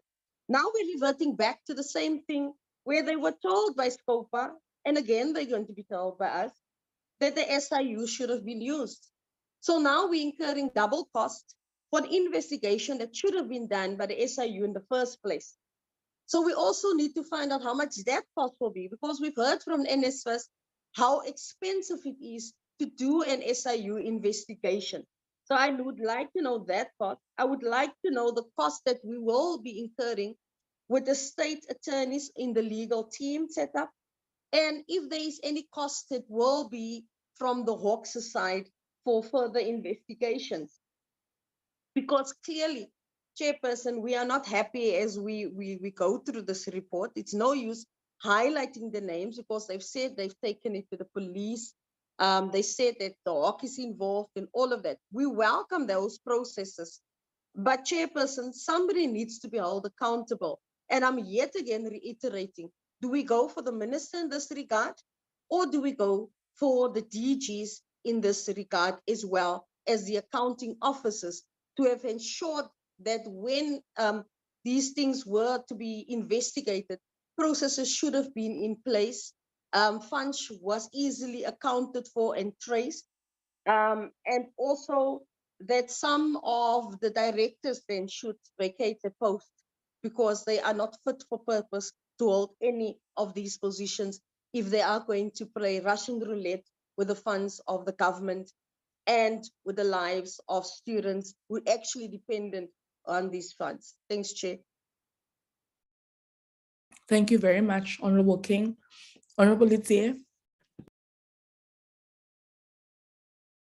Good morning, Chairperson. Good morning, honorable members, Deputy Minister, DDGs, ministers, advisors, CFO of the department, members of the department who are on the platform, and everybody else. You see, my mouth is getting swollen. I've got allergies, Chairperson. Every time I get irritated or angry, I've got allergies that my mouth just gets swollen. And when the DG was presenting, I got these allergies, which indicate that the report is bad. It's irritating. It's bad. Indeed, Chairperson, NSF was a cash cow for criminals. I want to put it that way because there's no other better way of putting it. NSF has been a cash cow for a long time for criminals, for people who are using it to enrich themselves. We'll get to that part, but I want to make 2 points before going to questions. The first point, Chair, is that we want to make it clear, DG, that let me switch off my video because it says my internet is unstable. But we want to make it clear, Chairperson, that it's unacceptable that the department is a presentation we have not seen. They've sent us a presentation. They updated it and presented to us this morning without us seeing it and going through it to make notes for ourselves so that we ask questions that are fit and proper, emanating from that presentation. And it's unacceptable. I think we must make that point. We have many reasons why we ask the department or entities that are coming before us to send us presentation on time. It's because we want to go through these presentations, prepare questions for specific issues that they are raising on the presentation. And today, we're seated here, Chair, and we're denied that opportunity because the DG says he took an executive decision to augment the presentation and this morning and present it to us without us having gone through that specific presentation.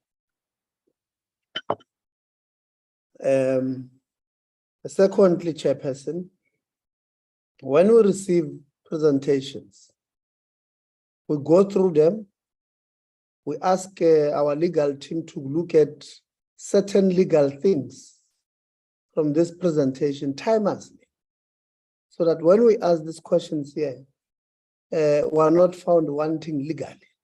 And again, that right has been taken away from this executive decision taken by the DG on this presentation. I think we must make a point that, Chair, that this must be the last time we will receive this thing. Two, Chairperson, let's go back to the time frames a little bit. Last year, sometime around September or so, the minister would have briefed the same portfolio committee that he will take this NSF issues through a forensic, or he will appoint an MTT to look at the affairs, the business model of NSF, but two, these issues that emanated from NSF not being able to account for 5 billion, not 5 rands, for 5 billion rands. And the report is that this report was handed over to the department or the ministry in March of this year. I think it was the 18th or the 19th of March of this year. From that time until now, 7 months later, well, maybe let's go back a little bit. When we were in a meeting with the department, when they wanted to appoint an MTT, the time frame was that latest in June we'll get the report, go through the report and see what's entailed in the report in June 2022. The ministry receives the report, Honorable Deputy Minister Maname, in March. And I don't know what happened between March and June with this report. I don't know what happened between June and September or August, when we were supposed to get a feedback and we did not. When SCOPA wanted to get a report and they did not. So it's as if Deputy Minister, you in the ministry, you guys in the ministry received the report and sat on it from March. I don't know, like I said, I'm not a lawyer, but the 3 months between March and June where you received the report, you could have went through the report, received legal opinion from your legal team, communicated the report with the affected individuals so that you meet your own deadlines of June 2022 to submit the report to Parliament. And that did not happen.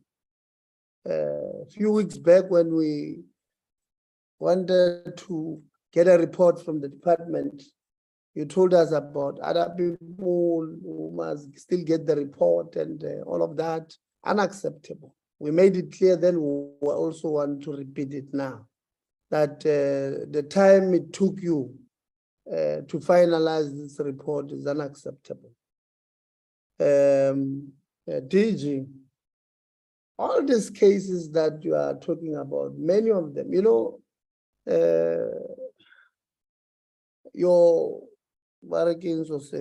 your slides, actually. I think what slide number was it? Can't remember, but the slide that covers point number 9, the progress update and way forward. There's very nice feedback, but there's no time frame. No time frames. It's just quiet. State attorney space at an advanced stage or stages to appoint a legal team to support the department. That's it. It can be. We don't have time frames. When have you given the state attorney? What time frames have you given to the state attorney to finalize the appointment of the legal team? Nothing. You have not said anything on that thing. Reported to the Directorate for Priority Crimes or the Hawks. They are currently putting together their government anti-fraud unit team. When did you report to the Hawks? What is the time frame they gave you? When are they going to start doing the actual work of catching these criminals or this criminal network? No time frames. The Hawks to deal with implicated service providers and staff with corruption and criminal charges. Maybe that is out of your hand, we accept. But we can't just have time frames open and the time frames. We also want to know when will they deal with the implicated individuals. We understand that there are time frames that they work with. There are certain things they must follow, but let them give us time frames. DIAT currently compiling documents requested by the Hawks. When are you, as DIAT, going to finish compiling this and giving them to the Hawks? It can't be that it's just an open-ended thing. We might come back next year, June, and say, no, we're finalizing, because there were no timelines, and you'll not be wrong then. But can we get timelines on this thing?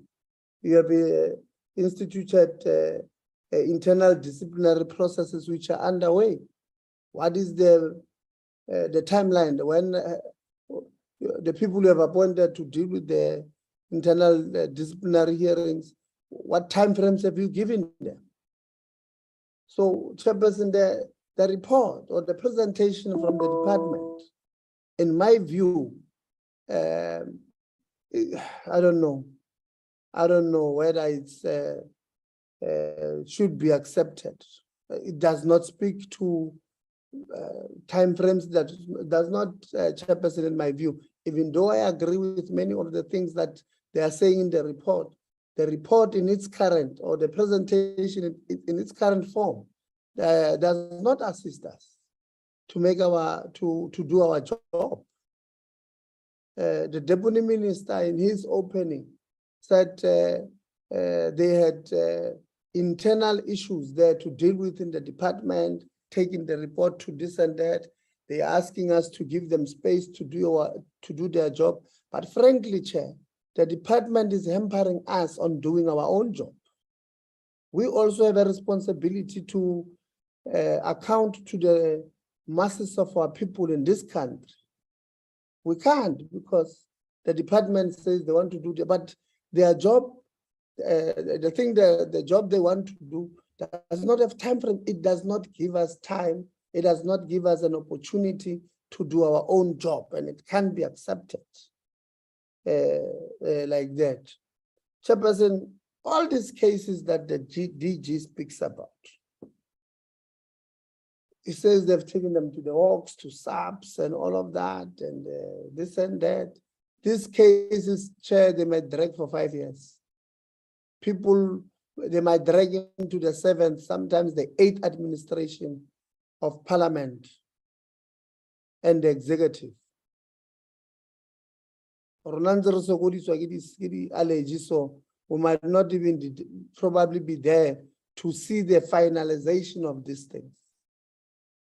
So I don't think having taken the cases to the Hawks, to SAPS, will assist us catch these people quick enough. Happen like you know, people must just be arrested, honestly. I am just tired. Chairperson, I am a member of this committee representing the ANC. People might be saying, this is us here. It's not me. I know this is not the ANC. This is just people who are doing criminal activities at these entities and who are not putting in processes to speed up these things. When I walk on the streets, I've been stopped. I'm stopped by people here. Hey, hey, you are ANC. Hey, you are criminal. Hey, this and that. When I'm not, it can't be. It cannot be. So we want to understand why. I want to ask this question because Honorable King also asked it. Why has this all these cases or the report being submitted to SIU for investigation? Because SIU seems to be investigating quicker. If it means we must pay them, let's do so to recover all these monies. This was a criminal network. Yeah? A criminal network, a cartel operating here. NSF pays the money to a service provider without verifying whether that service provider has done their job or the work that they were supposed to do. Immediately when this money enters this account of this service provider sends it to the second, sorry, to the second service provider's bank account.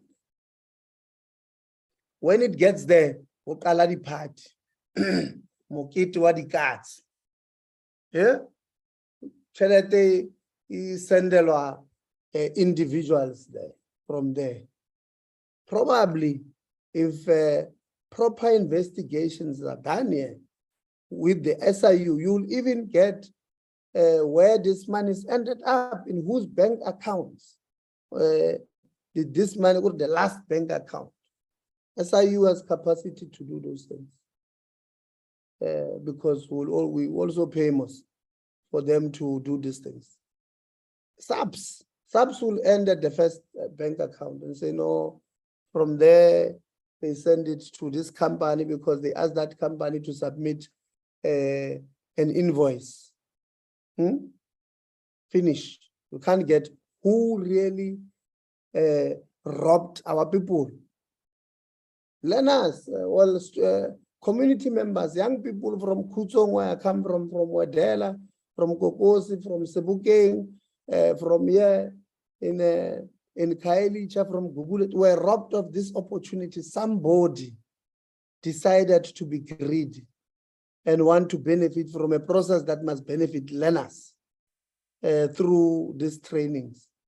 And we're just saying, oh, money was moving between this and that, and that's it. We hear you, DG, that these companies are going to be blacklisted. All good and well. But those individuals will go and open another company. Then what? We must look at all the directors, all the accounting officers of these companies and blacklist them individually. If we're serious about fighting corruption, whilst we're pursuing them criminally. But we can't just closing a company Lina can go and do criminal activities most. Because I know I'll close that company, open another one. They will go and open a company using their wives' names, their brothers-in-laws and sisters-in-laws and all of those things. If we are not attending to them properly, we must, Chair, I apologize, but I needed to labor on this point because the presentation does not assist us. So we ought to go very deep. Look, the sample of these companies, my understanding is that you did not do an audit on all companies that did work with NSF during this period. You sampled. Piki mabelane ha. onto the company. So I want to suggest, Chair, that when we appoint the SIU, because I'm proposing that we must appoint this, the SIU must now look at all entities that did work with the state from now. What is the date today? Today, the 26th, going back to that 2013 or whatever the case may be. So we must not sample, we must take everybody through this process with the SIU. Let's investigate all companies. Because I suspect we might even get more. This officials DG that you are saying they're on precautionary suspension. Sorry, how many are they, these people? Like Honorable King said, can you provide us with their list of their names and positions they are holding, and the specific charge against each individual? Secondly, the NSF has had the issues with capacity, human capital, because of unfilled vacant posts. What is the impact of these people being on leave now? What is the impact on the entity on doing its job? And how are the suspensions impacting on the already capacity constraints NSF? What measures will be put in place to ensure that even with the suspensions, the entity can still function effectively and efficiently? This service providers, skills development service providers, the skills that they are providing can easily be provided by Ndate Zungu there in TVET colleges, can easily be provided by Ndate Mvalo there with the SITAs, including some agricultural colleges, and to a certain extent, some universities. These service providers, they charge us an arm and a leg to deliver these things. And most of the time, by the way, they don't even deliver.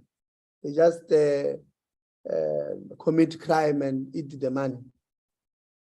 Why can't we look at taking this function of skills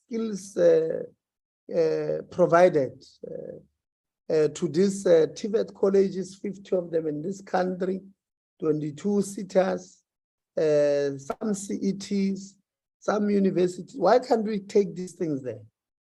Because clearly, Batuba, they just see a cash cow in government.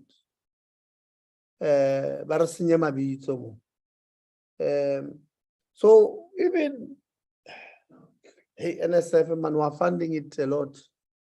And now, honestly, I don't see value for money there.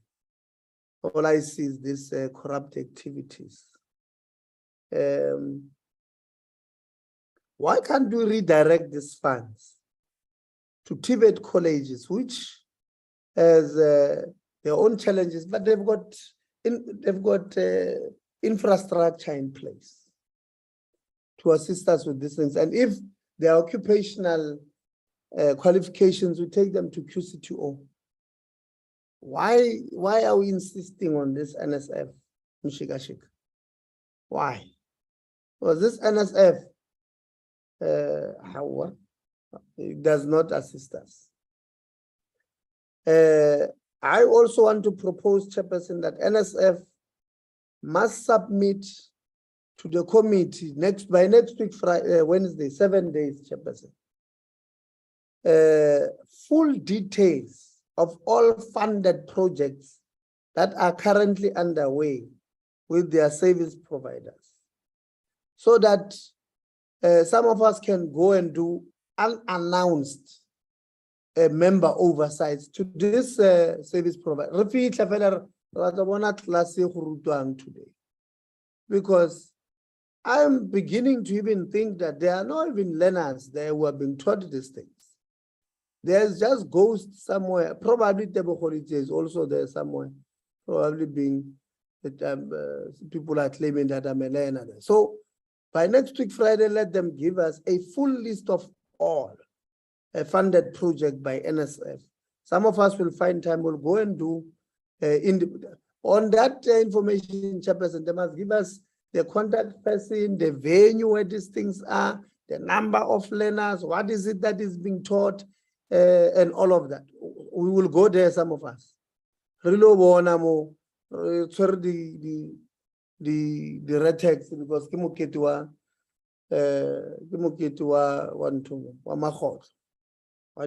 so let them do that, because I honestly want to go and do this oversight, especially now that you get a sense that in the sector people don't want to account anymore, Chairperson.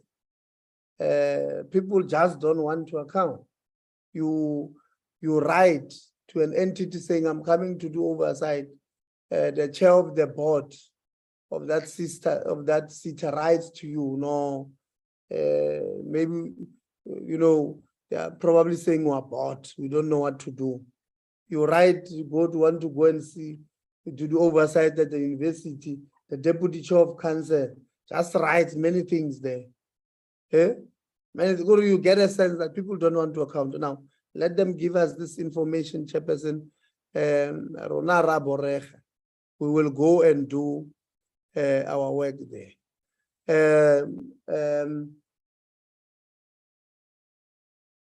Where do I start with these questions? The Ministerial Task Team, DG, has noted that it is clear that there's possible overlaps between or above the NSA.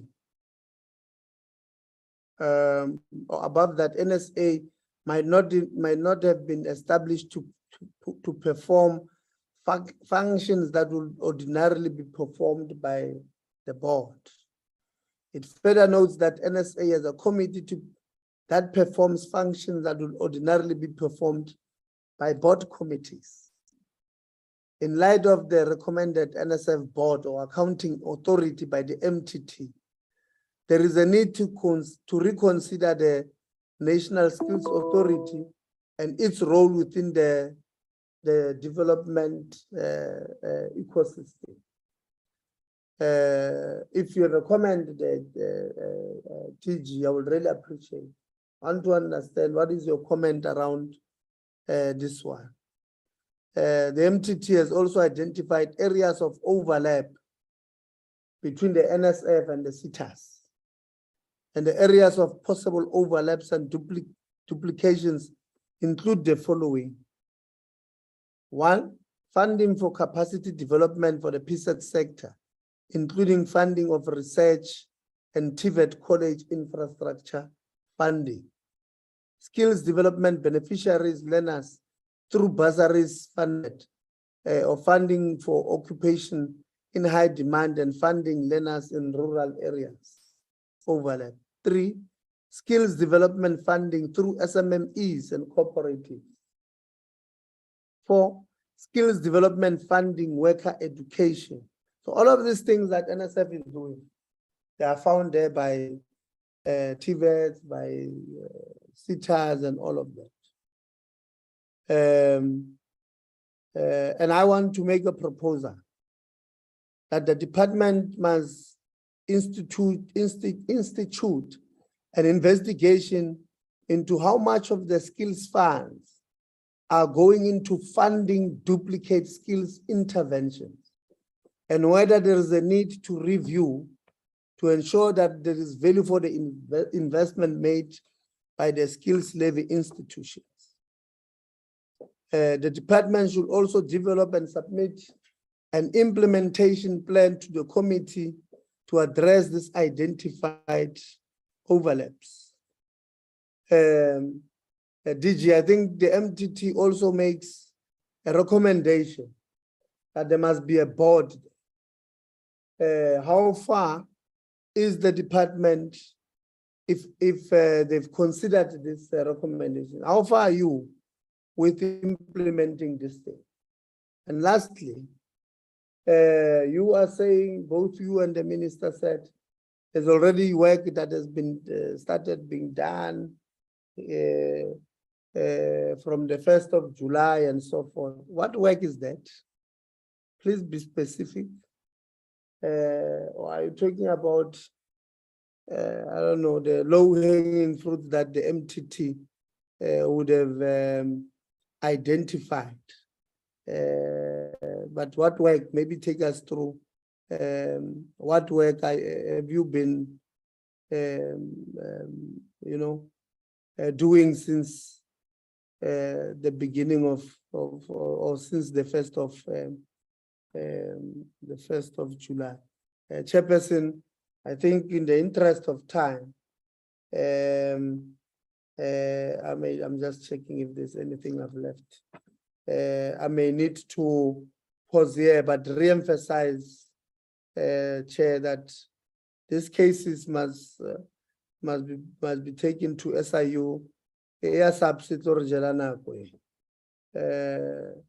might wake up and next year, and we don't have these things will not have been attended. And lastly, again, DG, let this be the last time that we are presented a presentation we have never seen before the committee, because it hampers our capacity to do our job and to do our job effectively and efficiently. Thank you very much, Chairperson. Good day. Thank you very much, Honorable Litie. Honorable Makesi. Good morning, Chair, and good morning to the Deputy Minister and to everyone. I'm not going to switch on my video because I think the connectivity is a problem. I think, I think Honorable Sia has really covered most of what I wanted to say. But I believe that if the President is really, really serious to show South Africans that this government is serious about corruption and mismanagement, I think it has to do the following. The minister has to go. I mean, the policy that the ANC has of step aside, it must be applied here. Because if you have a department whereby you have a minister and there is no accountability and there's also mismanagement of funds, I don't understand why is it that the minister is still there. I think Honorable Chantel King has also reiterated that, and I think that's one thing that I feel like Honorable Litie has left out. And also the fact that he also mentioned, Honorable Litie said, like, we have decided to blacklist the companies. Blacklisting the companies is not going to help. But also what we need to do further is to make sure that the banks which received the money, where the money was directed to, those banks have to be closed. You cannot say that, we're just going to do, we're just going to blacklist, and also not take it further to make sure that those directors and the members of their families are also blacklisted. I think those are crucial, recommendations that we need to follow. The other issue that I'm also worried about is the fact that this case has been given to the Hawks, and we all know that the Hawks are toothless.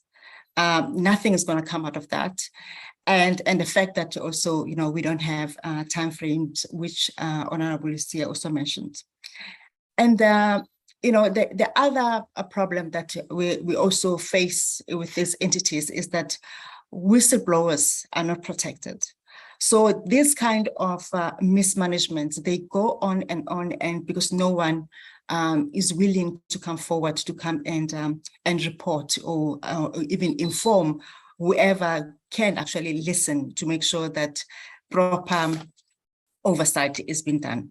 So I think I really feel like, that, steps, like really drastic steps, because the DG, I mean, despite that the DG has been suspended, but the minister is still there, the DG is going to find himself in the same situation over and over again. And unfortunately, what's going to happen is that it's going to fall on his head, he'll be suspended, and another DG will come in. The other idea as well is that what we can actually look at maybe is just making sure that NSF is the model itself, because I believe that the model is flawed. It has to be remodeled, or even, you know, most likely have it joined with CETA, because the report also shows that there is overlapping of both the NSF and the CETAs. So it could be a recommendation that that maybe we should look at, and I think Honorable Lucia has also mentioned that, and also look seriously on TVET colleges, because TVET colleges, I think they are capable of doing the kind of work that NSFAS is doing. So I would like to recommend, because, you know, I feel like we are going around the circle here, saying that, you know, we have to, you know, you know, the fact that, you know, the officials are the ones that are responsible, therefore the sword has to fall on the officials. We have seen this, it's been happening. We've seen in the Free State, for instance, with ACE, it was the same thing, whereby the officials at the end of the day are the one who take responsibility whilst he goes scot-free.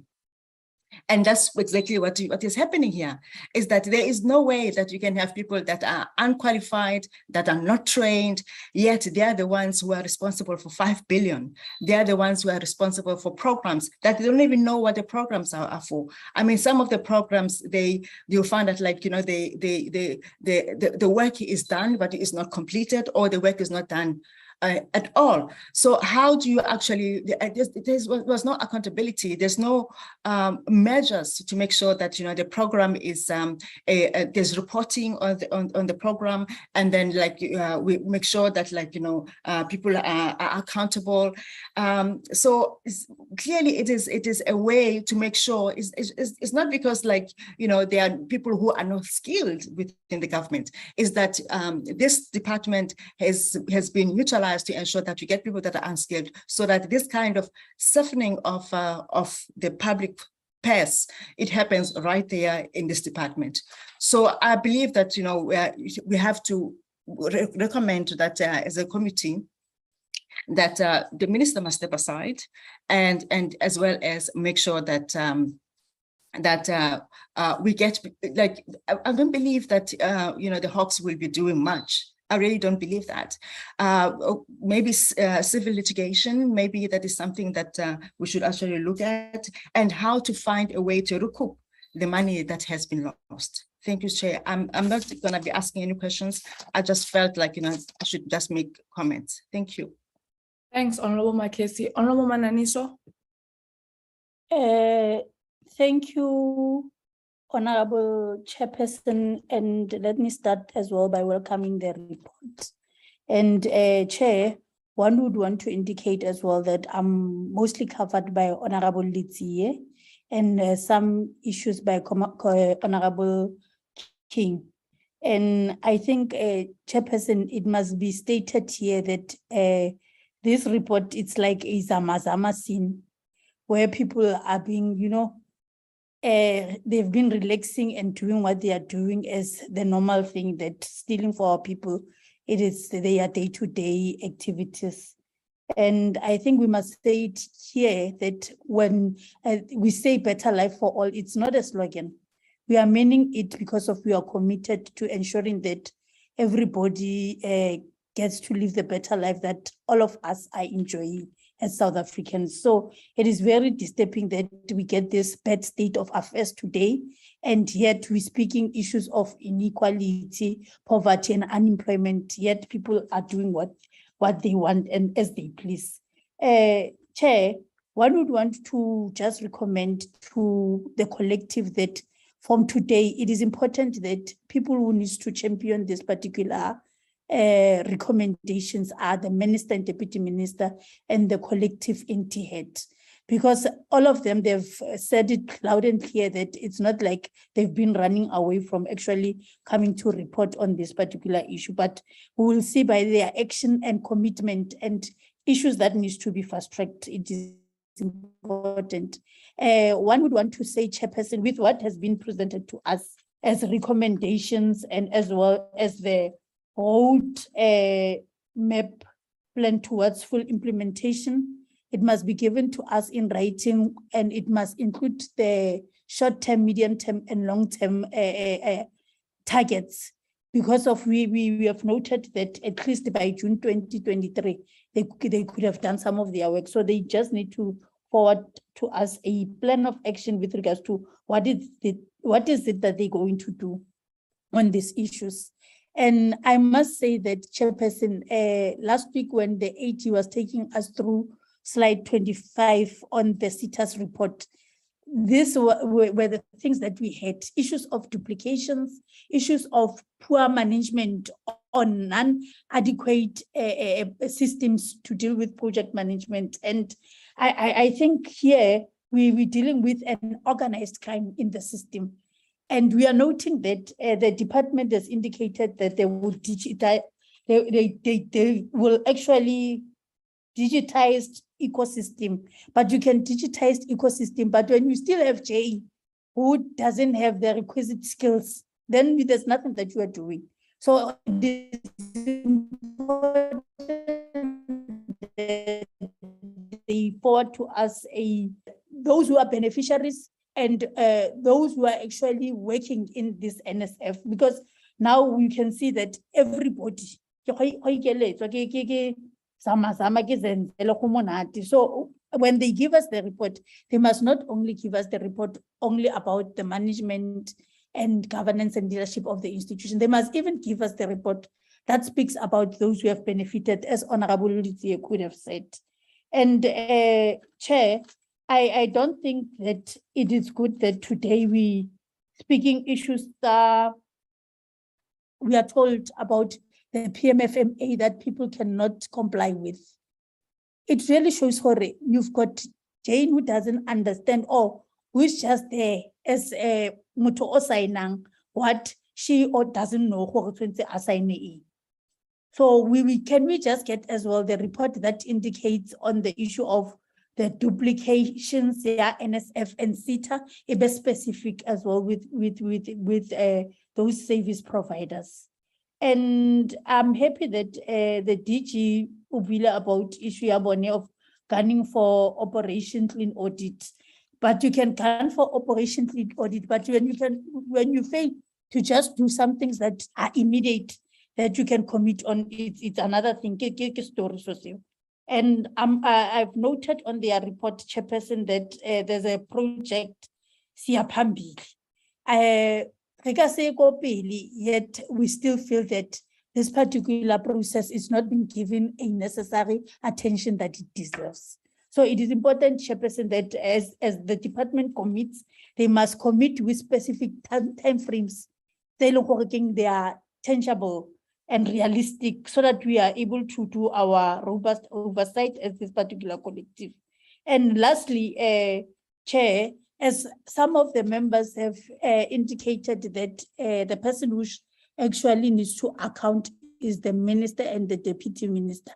I think we must note as well that last week, the minister committed to be fully complying and cooperating with all these law firms in terms of ensuring that everybody is brought to books and people are being dealt with. So we just need to get a programmatic program that is responsive with regards to the recommendations of the SIU and anything that they feel that they have left behind in terms of giving this particular report. And we must leave this thing of we are afraid of people who are implicated, and we want to know, as they are implicated, what is it that has been done to date? Because our people are tired as well that every time we discuss crime as if in our spaces. We cannot postpone to change the people's life. It is now or never, and economic freedom in our lifetime. I want to employ all of us here, as Honorable Tia could have said, that we must go to these institutions, maybe who could have actually done this thing, or people who are seated behind those desks, the supply chain management, who are these people? And I mean, this is one of the, discouraging report as a member of parliament that one you need to do oversight on, because at some point you'll be seen as a biased person or a person who has a conflict interest or gunning for people rather than checking in terms of what is it that they need to do. So, Chair, let them note that we are very disappointed, and this thing, yeah, fit for purpose. I mean, people are complaining. I mean, this democracy, it's as if it's for the few, and we don't want that. And it is not nice that people would say, yeah, we've got freedom, but there's 1, 2, 3 that it's lacking. The team must do better and make sure that they do what it's recommended. It's in what they think that this is what they need to do. So, Chairperson, I hope that they are noting that we are very disappointed about this particular report. And if possible, as you said, come Friday, they must come and just give us that particular roadmap program of action that is detailed, so that we are able to see that they are committed as they are saying. I thank you. Thanks, Honorable Mananiso. You know, when you said this report is discouraging. You know, you are just shook by the fact that something of this nature could be happening in such a, I mean, I guess any department or any entity, it should not be happening. But even more so a department that has the responsibility, like you're saying, to ensure, you know, economic liberation for the people of our country. But Mam Sibia. Thanks, Chairperson. Hi, greetings to everyone. Okay, thanks, Chairperson. Thanks for the report. Yo, hi, DG, I get no minister, nama minister wait. We know that you can't wake up in the morning and go to the offices, petisa gila, utia, do this, don't do this. But we know that there are those elements who are there to do these things. Mismanagement, where are we? The SIU was not supposed to be told to uti amabaye bayopenya lapha. Mabe blacklist, they will still going on. I support the issue of my bank accounts to be closed. But again, suspension, is it a suspension with a pay? UCFO yena uthini ngalezi imali ebeziphuma. It is not a one-day issue. Ihambe unyaka or 2 years lento ugangwa. But city CFO has been appointed ngoba enazo zonke lezi zinto esizifunayo. Where was he or she? I think it is he. Those who are implicated, yibo laba okuthiwa basuspendiwe. If they suspendiwe, I think because we have this thing of saying a person will be innocent until proven guilty. I know that they are still getting their salaries. DG, let's stop massaging each other. Nino nama minister, kumani niyobheka kuwo wonke lama entities. Kuyagangwa. But when SF belokhu kushiwo isiZulu sithi ayinuki ingosiwe inuka ngoba seyosiwe. But again, the honorable members previously speakers have covered everything, but you are so sad. But the challenge ebhekene nathi as portfolio committee, but it is worse ke mase kuya ku DG. Sifuna thina DG nisilide nino minister ukuthi siya kuphi sikhathelele igebengu. Thank you very much. Thank you very much, Honorable Sibia. Honorable Yabo.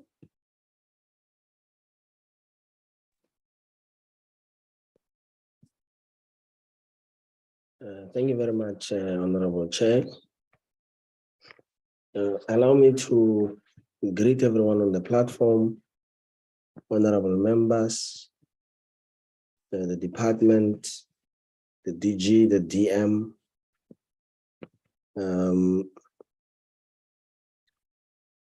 I don't even know where to start, where this presentation is concerned. But the one thing I will say, Honorable Chair, is that I think the department put together a presentation that has shock absorbers, you know. I don't think what is entailed in the presentation is the full extent of what the malice actually looks like that is in the NSF. I think it's the tip of the iceberg presentation. Perhaps the department was trying to spare us from the deep-rooted malfeasance that exists in that entity. Our constitutional democracy has created frameworks that allow for checks and balances,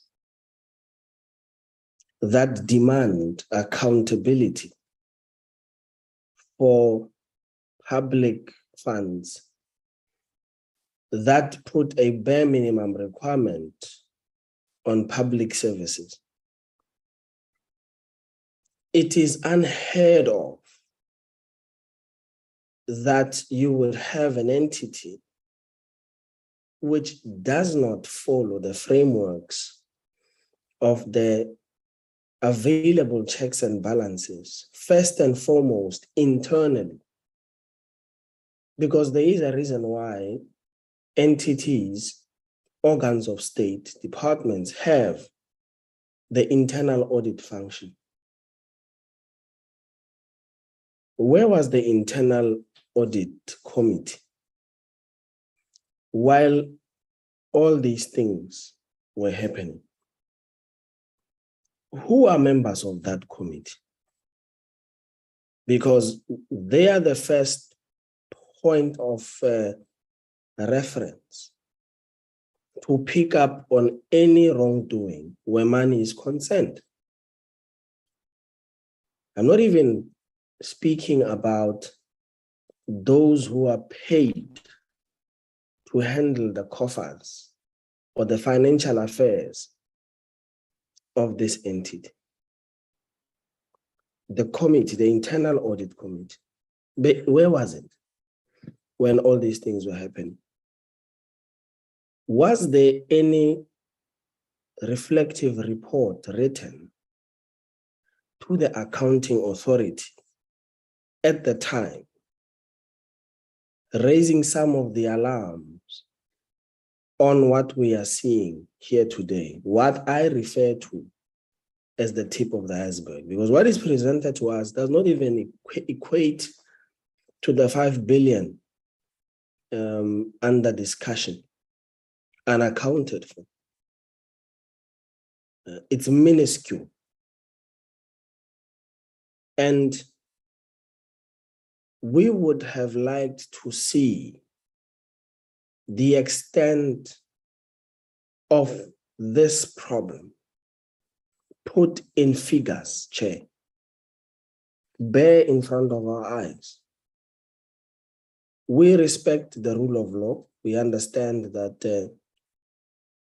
the primary or the basic legal premise that you are innocent until proven guilty is one of the foundational principles of our legal system. However, I feel that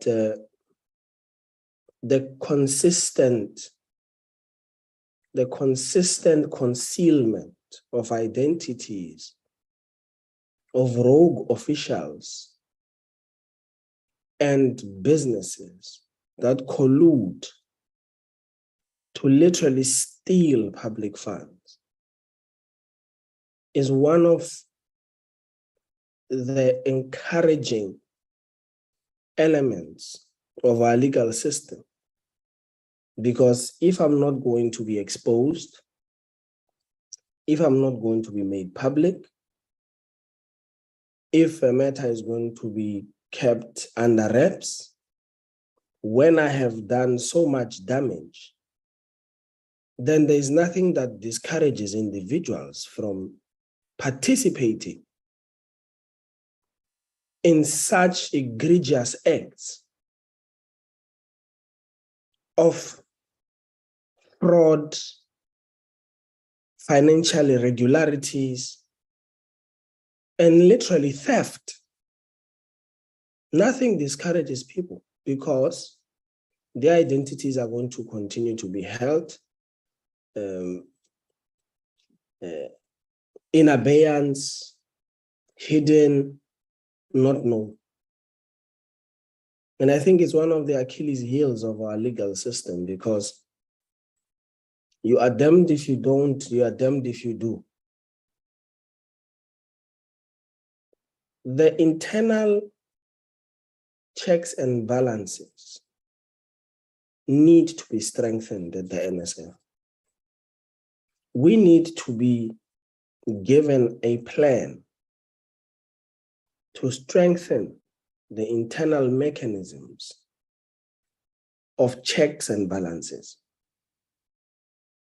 We need to see a demonstration that within a reasonable period of time, the failed systems, internal systems, are going to be strengthened. We need to know that committees within the procurement and supply chain management space, proper committees are established. We need to know that reports are generated and kept of processes that relate to expenditure, processes that relate to procurement and supply chain management. We need to know that internal mechanisms that comply with the law are put into place.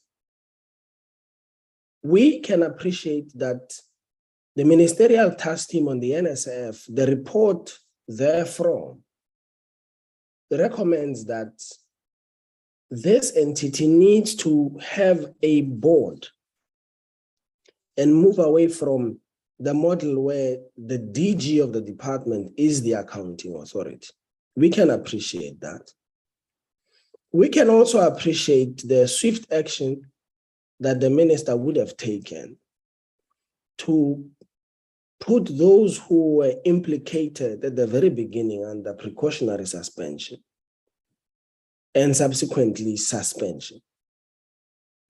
But we feel that more needed to be done before we got to a point where we are sitting on a figure as large as 5 billion rands. The department, the accounting authority, and the management or the executive should have been proactive to plug the leaks as soon as they started showing. They should have immediately seen that this organization is leaking money. This organization is bleeding profusely, and it's bleeding public funds. The lack of adherence to proper process is unbelievable. And so we need to see a demonstration of the plans put into place to strengthen the internal mechanisms for checks and balances in the financial reporting space, in the supply chain management space / procurement space. We need to be demonstrated too that there are proper structures, proper committees, proper systems, proper policies developed to stem the bleeding at the entity. We need to be demonstrated too that without a shadow of a doubt, mechanisms are being put into place to reverse the extent and the effects of the malice. The report presented to us mentions that preservation orders are being sought. Now, I want to understand and get some clarity, because in the same breath, the report and the presentation says, because of the spiderweb type transactions where a service provider is paid and immediately that money is moved to third parties who then move the money subsequently to other parties, makes it difficult to track and trace the extent of how much can be recovered. How do we reconcile that oxymoron? How do we reconcile that paradox? That preservation orders on the one hand are being sought, but on the other hand, the extent of the movement of money at lightning speed between various and multiple parties, making it difficult to be able to recover most of that money. And so those preservation orders, on whom are they going to be served? And how much is going to be recovered? And how much of this criminality, this blatant criminality, is able to affect multiple parties down the chain? Because this sounds to me like people have been benefiting from a slush fund type arrangement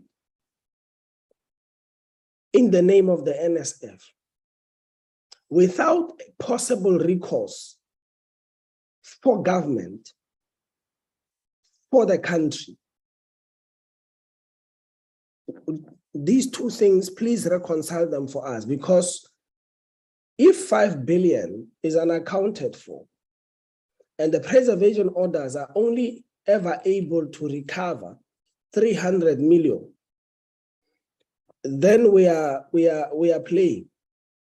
We are not serious. We need to know how much will be recovered with preservation orders, perhaps with also the asset forfeiture unit being engaged on this matter. But also I want to reiterate a question asked by a member earlier,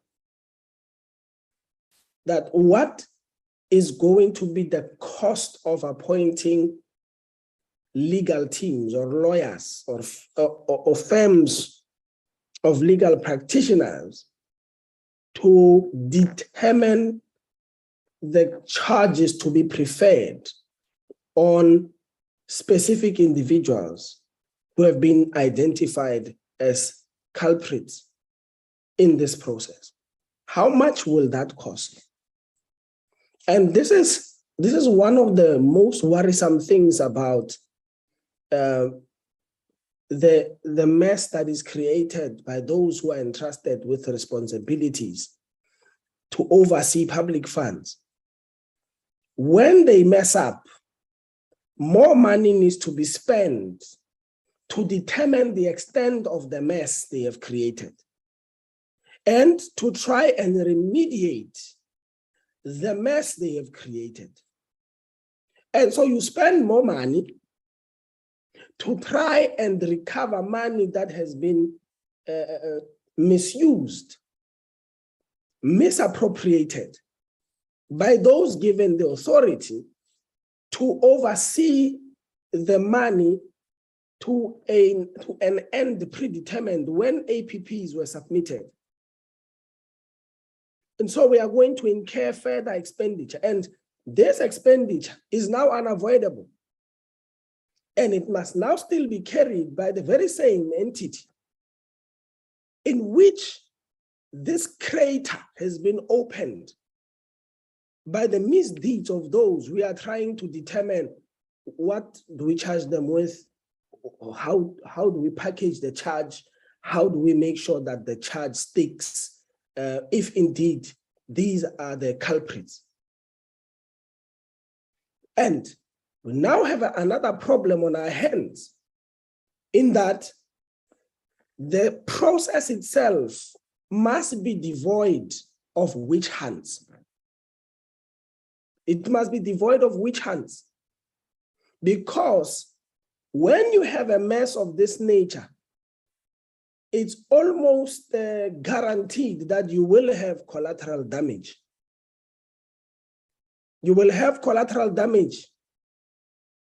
They were coerced because of those who are in authority to do wrong things, who would have at some point refused, but promised to be shown the door, are also going to be thrown under the bus in this whole chaotic mess. And so due diligence needs to be carried out to minimize collateral damage as much as possible, to minimize witch hunts as much as possible. And we can only hope that the process will become very thorough, but it will also become very swift, because we want the real culprits, not the collateral damage recipients or those who are going to be painted black and are going to be victims of a witch hunt. We want the real culprits to be brought to book. And we can only hope that the amount of time spent by the department, the ministry as well, having received the report in March already, means that that type of work was happening in the background. Because we do not want to see an additional 8, 9, 10, 11 months go by where we are now going to be told again that no, we are now doing thorough due diligence to ensure that the process itself is not compromised at the stage of following due process. Kanti from March until now, that's the question we'll ask. Uti, if we are going to see a situation where you're going to have an additional timeline added, that does not seem congruent to the period required to process this report, to see action, to see people indicted and put behind bars, those who need to be put behind bars, and those who need to pay back the money, see them paying it back, and an additional 12 months is spent on the due diligence portion of the report. Because it would mean the period of time that the report would have sat on the desk of the minister from March until now that work would not have been carried out. And then the question that will arise from us is that what was then being done with that report for that whole period? What was being done? And if the answer is that, or the answer looks like the report was being sanitized, I don't think that would augur well with the work we are trying to do here in ensuring that we close the skills gaps that exist in our country, utilizing the instruments at our disposal to ensure that we are on the cutting edge of skills development globally. And this is where it pains us that money intended to create skills, to close the skills gap and to create skilled people who are part of the economically active population has been squandered in this fashion in a manner that looks like nearly stokvel as hamahodu. That's what pains us the most. And so I would want to request, Chair, that we be given timelines, proper timelines on how much more time now will be taken from today to a point where we start seeing proper court cases, proper charges formulated, and the preservation orders spoken to being effected, the asset forfeiture unit being engaged, people paying back the money, and also going to the extent that the multiple parties down the chain also are held liable to pay back the money. Proper timelines given to us on that whole process. Also, the strengthening internal mechanisms for checks and balances. We also want that report, especially relating to the finance side of things, the supply chain management side of things, as well as generally the corporate governance side of things. Thank you very much, Chair. This is very disappointing. Let me add before I close, Chair, that this situation is very, very disappointing, and it cannot be that we lay back and not do anything about it. It's our collective responsibility to call each other out where there is malice, malfeasance, irregularities of this nature. Thank you very much, Chair. Thank you very much, Honorable Yabo. Honorable Boshoff. Thank you, Honorable Chair. I'll just briefly have my camera open so that you can see this is not a ghost voice. The colleagues have said so much and so many things that I don't want to elaborate on everything that I thought of. Maybe I would just say that my sincere condolences go to anybody who is a member and in a position to have to defend the ANC today after this report. The National Skills Fund and the CETAs were all the product of the new National Skills Levy, which started, I think, in 2002 or somewhere. And it was a whole, you could say, a whole sector within the civil service, which was created after the ANC has taken over the government. And it was touted as something that would be, what shall we say, that could be transformed from the very start, because there was no established bureaucracy to transform. So the policies like quotas and transformation targets were implemented from the very beginning, KD deployment, and I must repeat that this is not a notion of that some people don't have the ability to do certain kinds of works, and that's why we speak out against transformation. It is because a policy which protects people from accountability because of some other external measures which have to be applied, that invariably leads to a situation like we are witnessing, and from which we have received a report today. So let's proceed. I should add that it is commendable that this report has in fact been compiled and that the investigation has been made and that it was done by the present government. One shouldn't fail to recognize that, and one would have to trust that the whole process of renewal and the new, let's say, new application of accountability will, in fact, in this instance, assist us all to rid the fund of the criminal elements, and that these billions of rands which are collected from employers, actually from employees every year, will be directed towards what it should actually have done, and that we could have a growing economy with a growing level of skills and everything that we in our idealistic minds would wish that it could happen.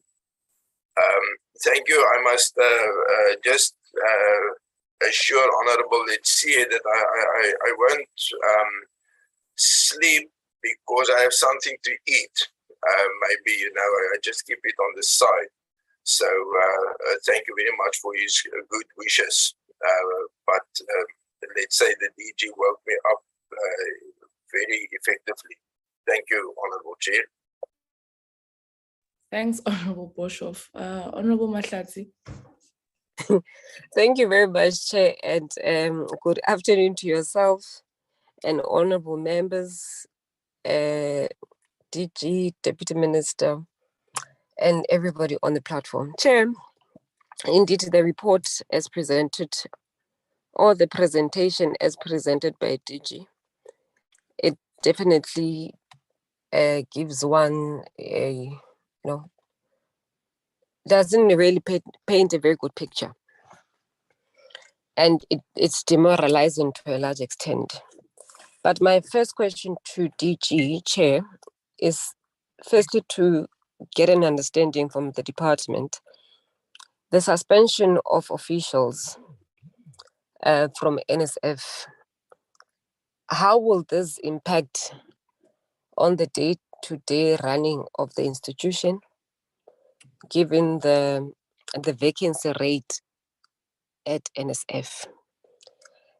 And the mere fact that there could be other officials that might be on suspension. What are the implications?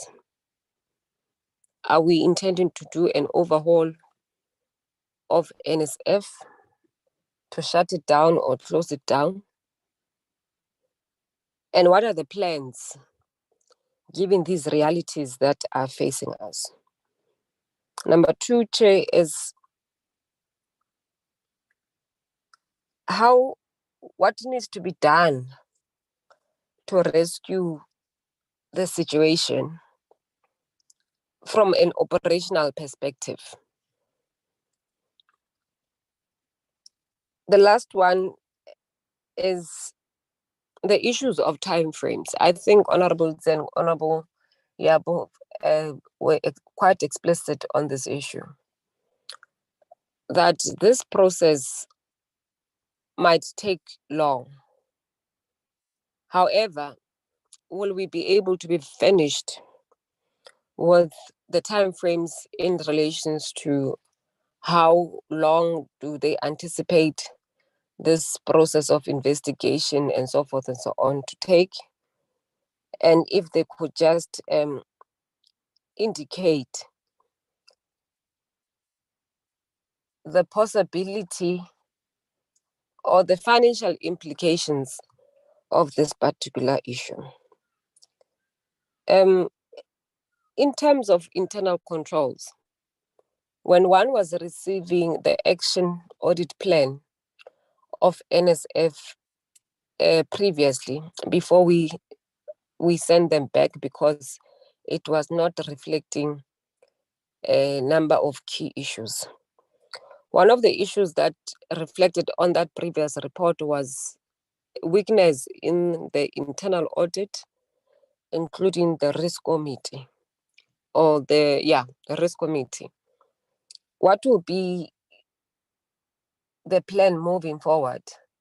Because those were critical internal controls that were necessary to make sure that we do not arrive where we are. But my very, very last point, Chair, although I said this one was my last point, is a comment to ourselves and to the department. That DG, I feel for you, precisely because when you arrived in October, this process was already running. Yourselves and the ministry, you are not exonerated, precisely because when this malfeasance was taking place, you were not part of the department, but because you are leading the department now, you take responsibility and accountability for the for this particular report. But the general perception that runs, that is actually displayed, that the ANC government is a corrupt government, I think it's not a fair element in relation to this report, because honorable members will be very shocked that those who will be charged, a counter-revolutionary union by the name of PSA, will be the first to come and defend some of these members, whom to a large extent will not know whether they subscribe to the very same ANC or DA or FF+.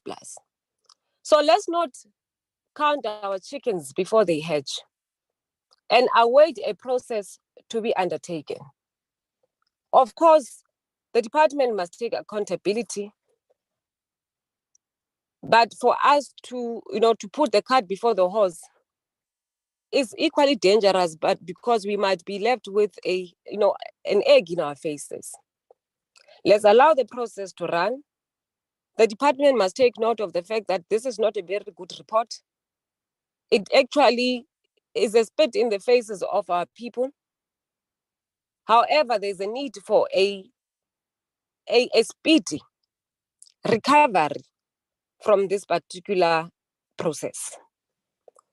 But for us to paint a picture and go beyond the call of duty in terms of what we are supposed to be doing, and now quoting policies of the ANC incorrectly so in the portfolio committee of Parliament. If honorable members want to join the African National Congress, they might do so that they can be able to interpret policies of the ANC properly, rather than come to a portfolio committee and want to mislead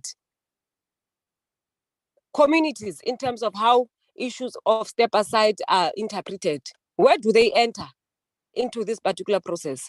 If you want us to assist you in terms of how step aside, go and open charges against anyone. Only then the step aside element comes into play. Who has opened any charges against the minister or deputy minister or the HOD or the DG? So we must not play politics here. We must deal with issues as they are. Yes, there's a wrongdoing in terms of this particular report, but we must not play politics, because we can equally play politics, Chair, and remind people that they are led by a matriculant there in the DA. So issues of qualifications must not come into play into this particular platform, so that we are able to respond to what we are elected for as members of parliament. Thank you very much, Chair. Thank you very much, Honorable Mahlatsi. Thank you very much, Honorable members, for all your questions and comments and recommendations. I had anticipated that we would not have sufficient time to engage. So I want to state now that DG, you will not have sufficient time to respond to all the questions. DG and DM, in his absentia, I think he has already left the platform. You will not be able to respond to all these comments and questions within the given time, given that we have the MTBPS that we must attend to. But I do want to highlight some really key concerns that we have that we will have to conclude engagements on Friday. So basically what I am saying is that this meeting will have to continue, honorable members and colleagues, on Friday morning, so that we are able to get adequate responses from the department regarding the many concerns that we have raised this morning. Sorry, I'm just trying to move between my notes. Okay, there we go. Yeah. I think, there are many members have spoken to say that we had long seen that we have a massive, well, I mean, matters in relation to the state of the NSF are not new, right? So I think Honorable Sibia spoke to it, I think, in Vanak, but we saw that through multiple annual reports that the NSF is not doing well. And the last 2 years really have highlighted, the need for us to have, for this particular investigation to have taken place, and the need and the concerns that are arising from this particular report. I'm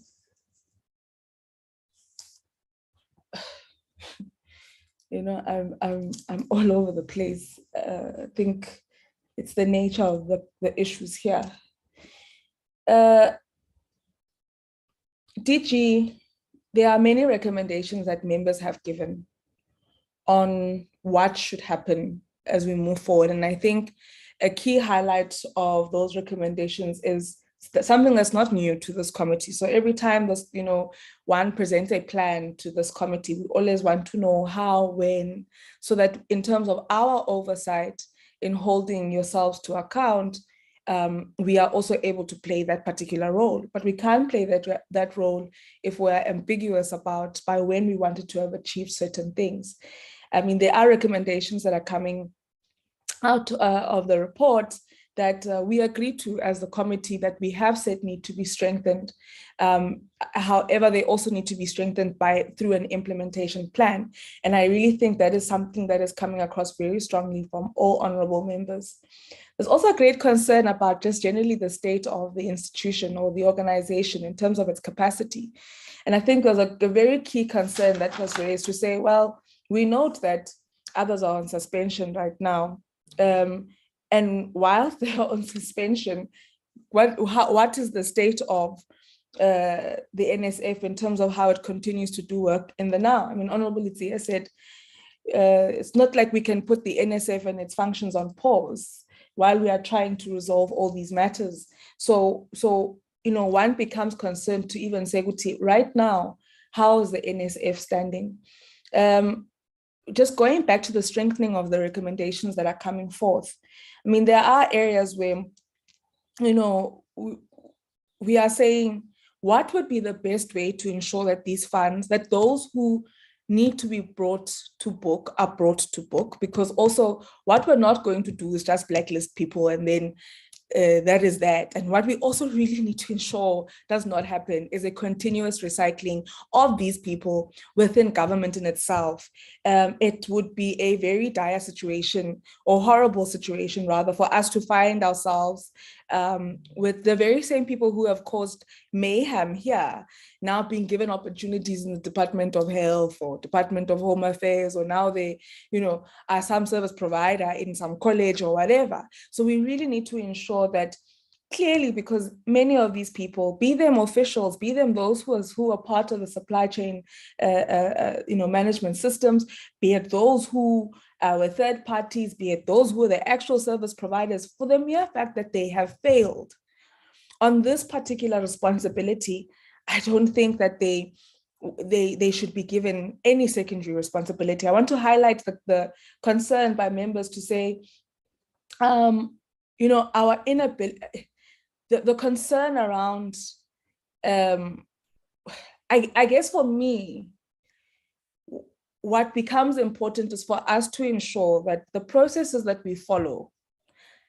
now that we've received this particular report and its recommendations, the steps that we take going forth, we need to really be sure of how we can best,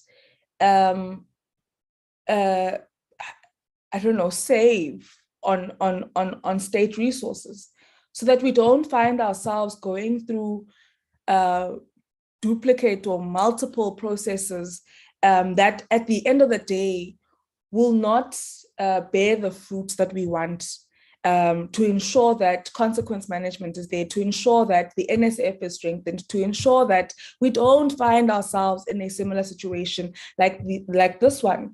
There are many issues that members have asked us to reflect on whether or not some of the services that are being provided cannot be provided by other programs of this department. And this is part and parcel of the reflection and introspection that I even asked during our midterm review, a very fruitful midterm review that we had with the department, to say, on some of the work that we do as a department, yes, at a particular point in time, we made a decision that this is what we should be doing. But if the reality of the day requires us, like any other space in life, to reflect and introspect, to say, but is it still working? Then we must do that. So if we need to find ourselves in a situation where we are reviewing how some of these mandates can be given to other programs of the department, then let us go through that particular exercise. Key questions around, where certain individuals or officers that are supposed to play continuous oversight over the NSF, over these processes within the NSF itself, the department itself, where were the monitoring and evaluation, the oversight, the internal audit systems at that point in time, to the extent of which we find ourselves in that situation. Like, if they said, no, there was a couple of millions missing, like a whole 5. And as Honorable Litiya says, not 5 rand, but 5 billion. It is really concerning, that we ended up finding ourselves in this situation. And you almost want to ask yourselves, where were we? Where were all of us when all of this was happening? There are, as I said, that there are recommendations that members have given. Their requests in terms of certain plans that members would like to have, particularly on the implementation plan of the MTT review report, dated with timeframes. There's been suggestions as well of other entities of state or bodies of state that should perhaps be included. I think Honorable King referred to SARS and so forth.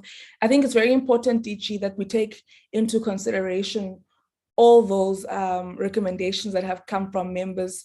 Perhaps we should also look into the review or into a review of the Skills Development Act to address the governance of the NSF as proposed by the MTT, look into duplications and overlaps between the NSF and the National Skills Authority and the NSA's committees and recommended board of the NSF, and between the NSF and CETAs, as recommended by many members. Perhaps we also, something that's really also coming out in terms of the engagements this morning is a revisit of the NSF and CETAs on their oversight functions, and not just limiting it not necessarily to funding allocation to service providers, without monitoring those funds that are used for their intended purposes. And I think, you know, when I was just looking at some of the observations coming out of the forensic investigation report, a key question like, did we even know, you know, what we were saying the service provider must do, and were we even certain of the need for that particular service to be provided, and that particular analysis to be made prior to say what skill is needed. Do we need this particular service to be provided, and who has the best capacity to render those particular services? So that thorough, I don't know, you know, really thinking through. And I think it also goes back to planning. You know, it really speaks to a planning of what exactly is it that we're trying to achieve through the NSF. I think consequence management and the implementation thereof also on NSF officials, that list that many members have asked for is very important. When members of parliament don't submit their, what do you call it? When we don't declare on time, it's known publicly that Unompendulo did not declare on time, and that is that. And maybe when we are able to not name and shame, but you know, when people know that they can't hide behind the DG or behind the minister or behind the CEO or behind the organization, where we say the NSF, the NSF, NSF. So kuphelele lapho ubani otshontshayo kwa NSF, you know, ubani ongakwazi ukwenza umsebenzi wakhe NSF. So I think it's high time that we also are able to understand who those people are. And I think I want to also couple that with the importance of the list that Honorable Litsie asked for, to say we want to be able to go and see where these places are and whether or not these services are actually being provided and who they are being provided to. And I think it's a similar concern, honorable members, that we even have in relation to the work of CETAs. You know, and I mean, that's just the more I think about it, so sorry, honorable members and colleagues, the more I think about it, the more I'm just like, you know, the possibility of what Honorable Litsie was saying, there could be a name of Litsie there, you know, who's being given whatever skill or being trained. Is the possibility of that actually happening is very high. And the mere fact that, you know, you even have CEOs where when we ask for DG, I don't think you were part of this engagement. I was very concerned, you know. So we ask whether or not when learners are being trained in construction and, you know, all matters related to infrastructure development, whether or not we are aware of whether or not the skills that they are being trained on correlate and link or match to the need for the type of infrastructure development that we need to sustain ourselves in light of the current climate change, in light of the current environment that we find ourselves in. So, you know, keeping up with the latest trends in terms of construction and infrastructure development. Then you're told by someone that, no, you know, ours is not, we don't actually do the main training. Of course, we know that you don't do the main training, but you give someone money to do the training, and you need to be certain of the fact that those funds that you're giving to that individual are going to meet the needs, the economic development needs of our country currently, because we're not giving these people money, we don't know what to do what with it, you know. We're giving these institutions, these service providers, funds to be able to strengthen our country for it to have sustainable development. So it's very scary when someone thinks you don't understand what the mandate of the very organization that you're holding to account is. And therefore, even so you even wonder, you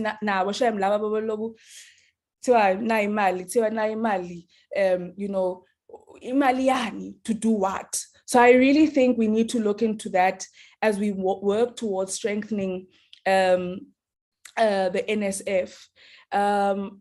We have, you know, spoken at length around the appointment of employees who are fit for purpose, ensuring that we have internal control systems that are fit for purpose. And I think some of the recommendations that have come out of the review of the NSF by the MTT will really possibly assist us with some of that. You know, also want to strengthen that those who can't do the job must not do the job. I mean, of course, there's firstly, those who can't do the job should not be employed. You know, we need to be very strict in ensuring that there are people who are given opportunities to work, who are qualified and who have the required skills. And where we also need to work on ensuring that there aren't mismatches in terms of skills, that people are not given, so you can be skilled, but are you skilled to do what is required for you to do? You know, so we need to also be very stringent and tighten that in terms of our you know, the work of our human resource departments.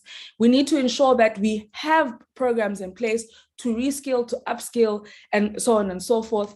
But also, like when we can no longer reskill and upskill colleagues, then people must be dismissed, and that is bad. You know, because at some point, you know, we're not saying that you just throw in a towel on someone who is struggling, but when you can clearly see that it's not even an issue of not being competent anymore, but and so we can't have a situation where our entire our plans as a country in terms of development are stifled by people who don't want to assist us in where we want to go. That you were speaking about, DG. Of course, working with National Treasury, we need to expedite the blacklisting of service providers or companies, including individual directors of those companies and those third parties who have unduly benefited from funds meant to develop young people and communities of this country. Perhaps we should also consider the broadening of the investigations to cover all NSF-funded skills development projects. That is not even a perhaps. I think Honorable Yabo spoke to it very clearly. We need to ensure that we've only worked on 10, DG. We need to look into all of them, even those that have currently been given opportunities to service the NSF. Assets bought accumulated through the defrauding of the skills development funds must be forfeited.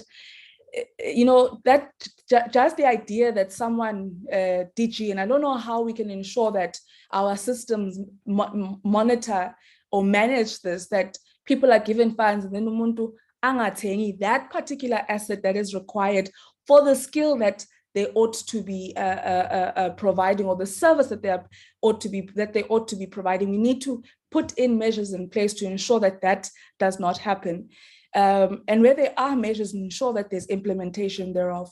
The SIU, of course, I think, you know, all members have agreed that the SIU should be robed into investigating all the issues around mismanagement, corruption, and fraud at the NSF. And then I really think, honorable members, on this one, I've always said that when we make commitments, we need to make sure we need to make sure that we ourselves as a committee are able to adhere to the commitments that we make and the resolutions that we take. And this is definitely one of those that we will have to ensure the implementation thereof, like any other, of course.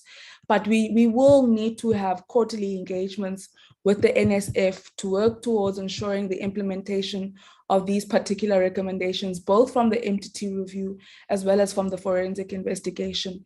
Of course, we need to also find ways, perhaps as a committee, how we can work closer with the SIU, with Hawks, the DPCI in terms of the work that we are doing as a committee, and as well as the work that they also will be doing.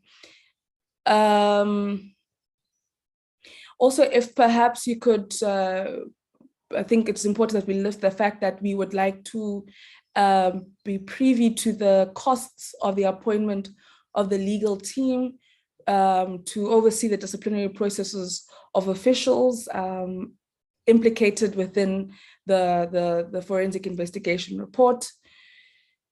And I think that is then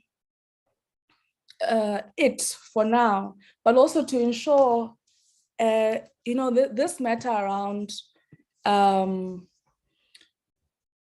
whistleblowers and the protection of whistleblowers, and it's and how possibly, the inability for certain information to come forth can be stifled by a fear that exists within the system. Is a real one, and we need to think of how do we protect those particular individuals. And I'm hoping that through the work of the SIU, those individuals who would want to come forth to give statements or testimonies in strengthening their government, in strengthening their country.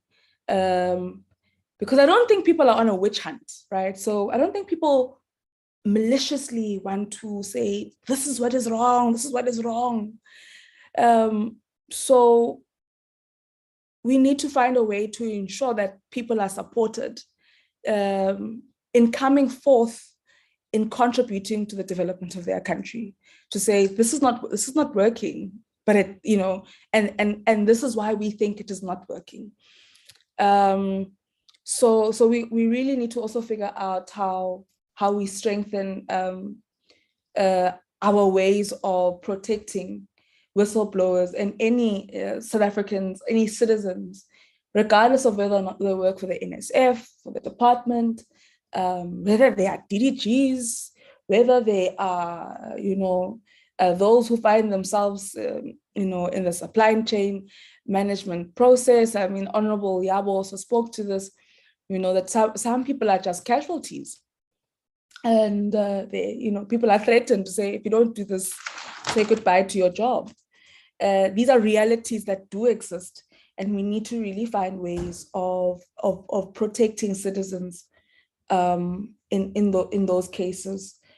That is, DG, perhaps a summary of the concerns that have come from members. It is now 12:34 on the dot. At this point, we want to hand over to the DG for any key responses. DG, if you could do so in 5 minutes. But ultimately, the main responses will have to come from yourselves on Friday morning, because we cannot leave a gap. And what we're not going to do is ask for anything to be responded to in writing. And neither can we be late for the MTBPS briefing this afternoon. But we want to appreciate, like Honorable Boshoff said, the first step towards correcting what has gone wrong, which is this investigation, which is the review done by the MTT. But our collective responsibility, as highlighted by Honorable Mananiso, will be to be champions of the implementation of the recommendations stipulated in both reports, led by the Minister Nzimande, led by the Deputy Minister Nzimande, the entire and ourselves as the committee. We also have the responsibility of ensuring that these recommendations are implemented, and therefore we will do our part by continuously engaging with yourselves on tracking and monitoring the implementation of these recommendations, and even adding to them to put flesh, on the skeleton, because it's a framework, it's a skeleton of recommendations that has been given. So I would believe that the DM is not here, and I will then at this point hand over to DG just for some concluding remarks, but we will have to continue these engagements this Friday. Over to you, DG. Thank you very much, Chairperson. We have taken notes copiously of the inputs made by yourself, Chair, and the inputs made by the honorable members.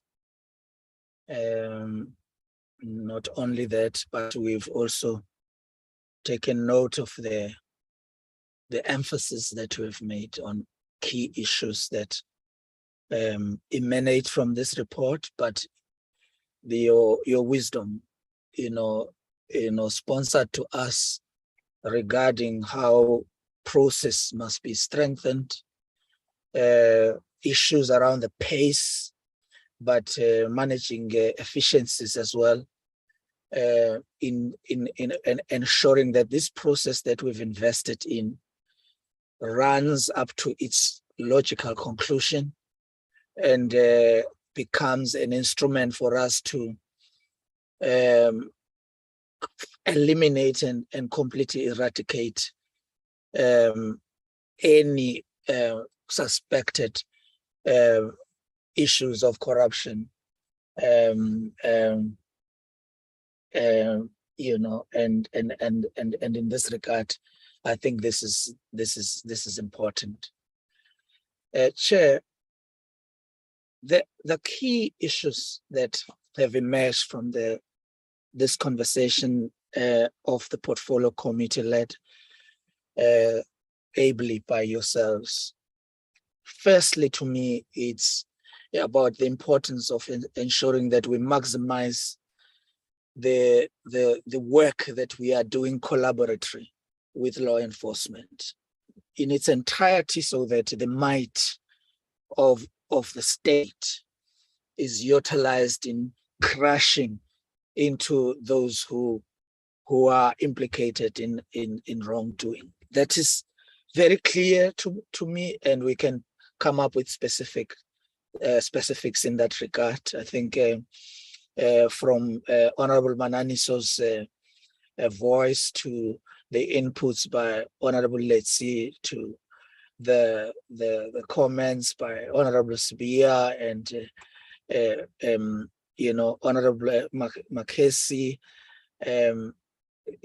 all honorable members that have spoken, it is very clear that we are united against the non-compliance and against corruption, and that it is expected that our department provide proper administrative systems and processes that will ensure that we deliver all those who are implicated to law enforcement and to accountability.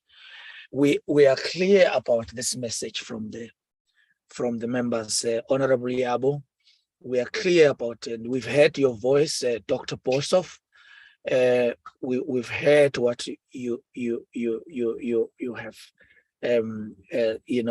indicated to us. Honorable Mahlatsi, you have clearly distinguished issues and raised the issue of internally, whilst we are holding people accountable, how do we make sure that the systems do not collapse and that we do not regress into a mode where, because of weakened systems, we now open ourselves to further vulnerabilities that are there. The voice is very clear, Chair, around that issue of current processes and how do we hold it together to making sure that this is done. But there's also members who have indicated that there are opportunities as well that are presented to us by the fact that we are still recruiting capacity.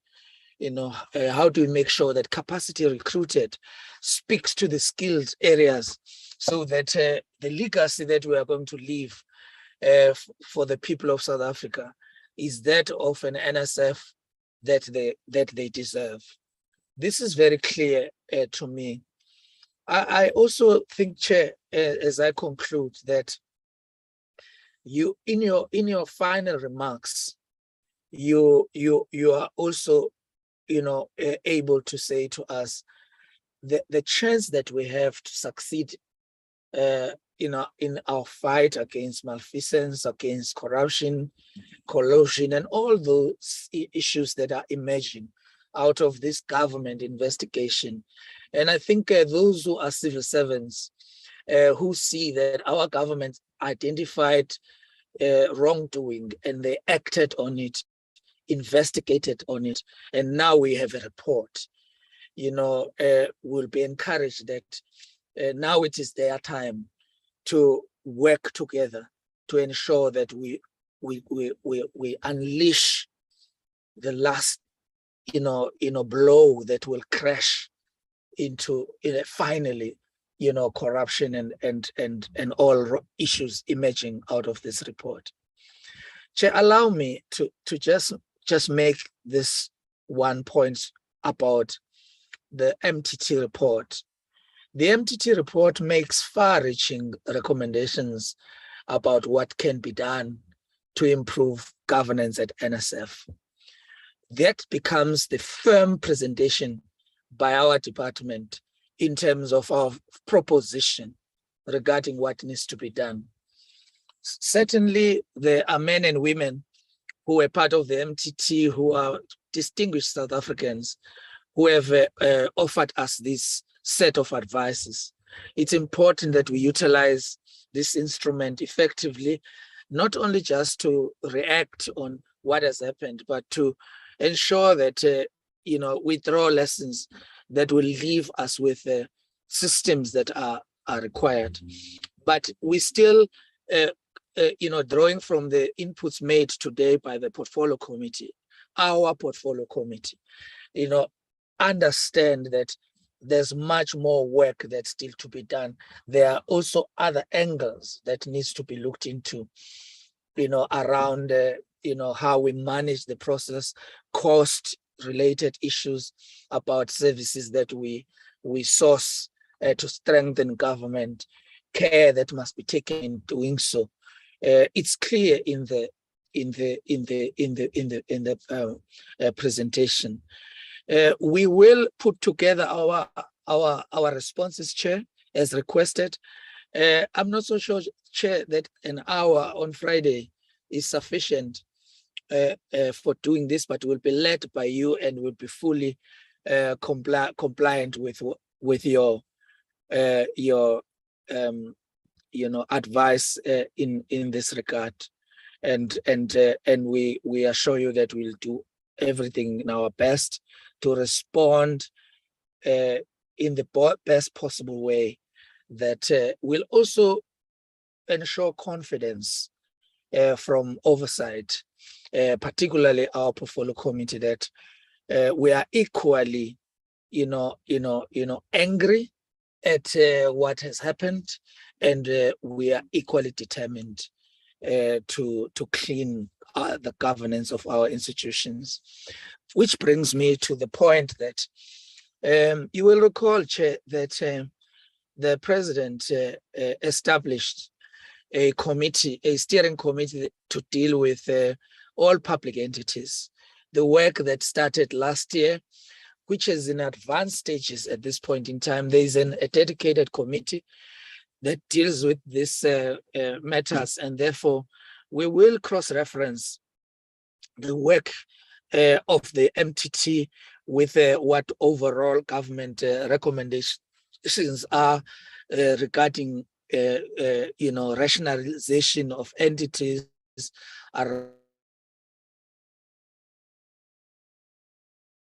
Already it's work that is being done, which means we are not going to be starting afresh with most of the issues. It's work already that's being done, which I think is going to give a better momentum in finalizing issues of and business model for the NSF. Chair, I think on that note, I wish to welcome the inputs by our portfolio committee and thank you for this, and assure you that we'll apply our mind into all the issues that we've raised and respond with the expected specific issues that have been raised being explained as it is and it could be expected of us.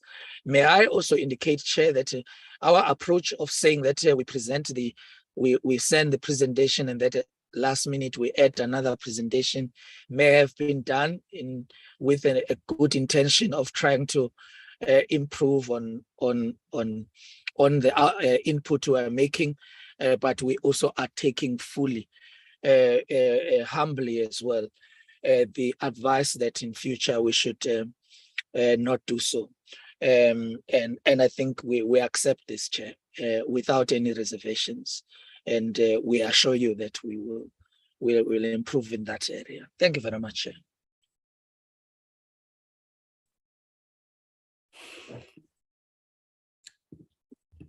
Thank you very much, DG, and thank you very much to all honorable members. We will, after the meeting, DG, liaise with your office and with the ministry regarding the time allocation, as you've indicated that an hour may not be sufficient, and that is duly noted. Honorable members and colleagues, thank you very much for your time and commitment this morning. And let us really hope that we will be able to turn the tide in this institution and all other institutions of the department as an extension, of course, of the rest of government. Thank you so much. This meeting has, I think I can say it's been adjourned today because the meeting will continue on Friday. Thank you so much. Bye-bye, bye-bye. Goodbye.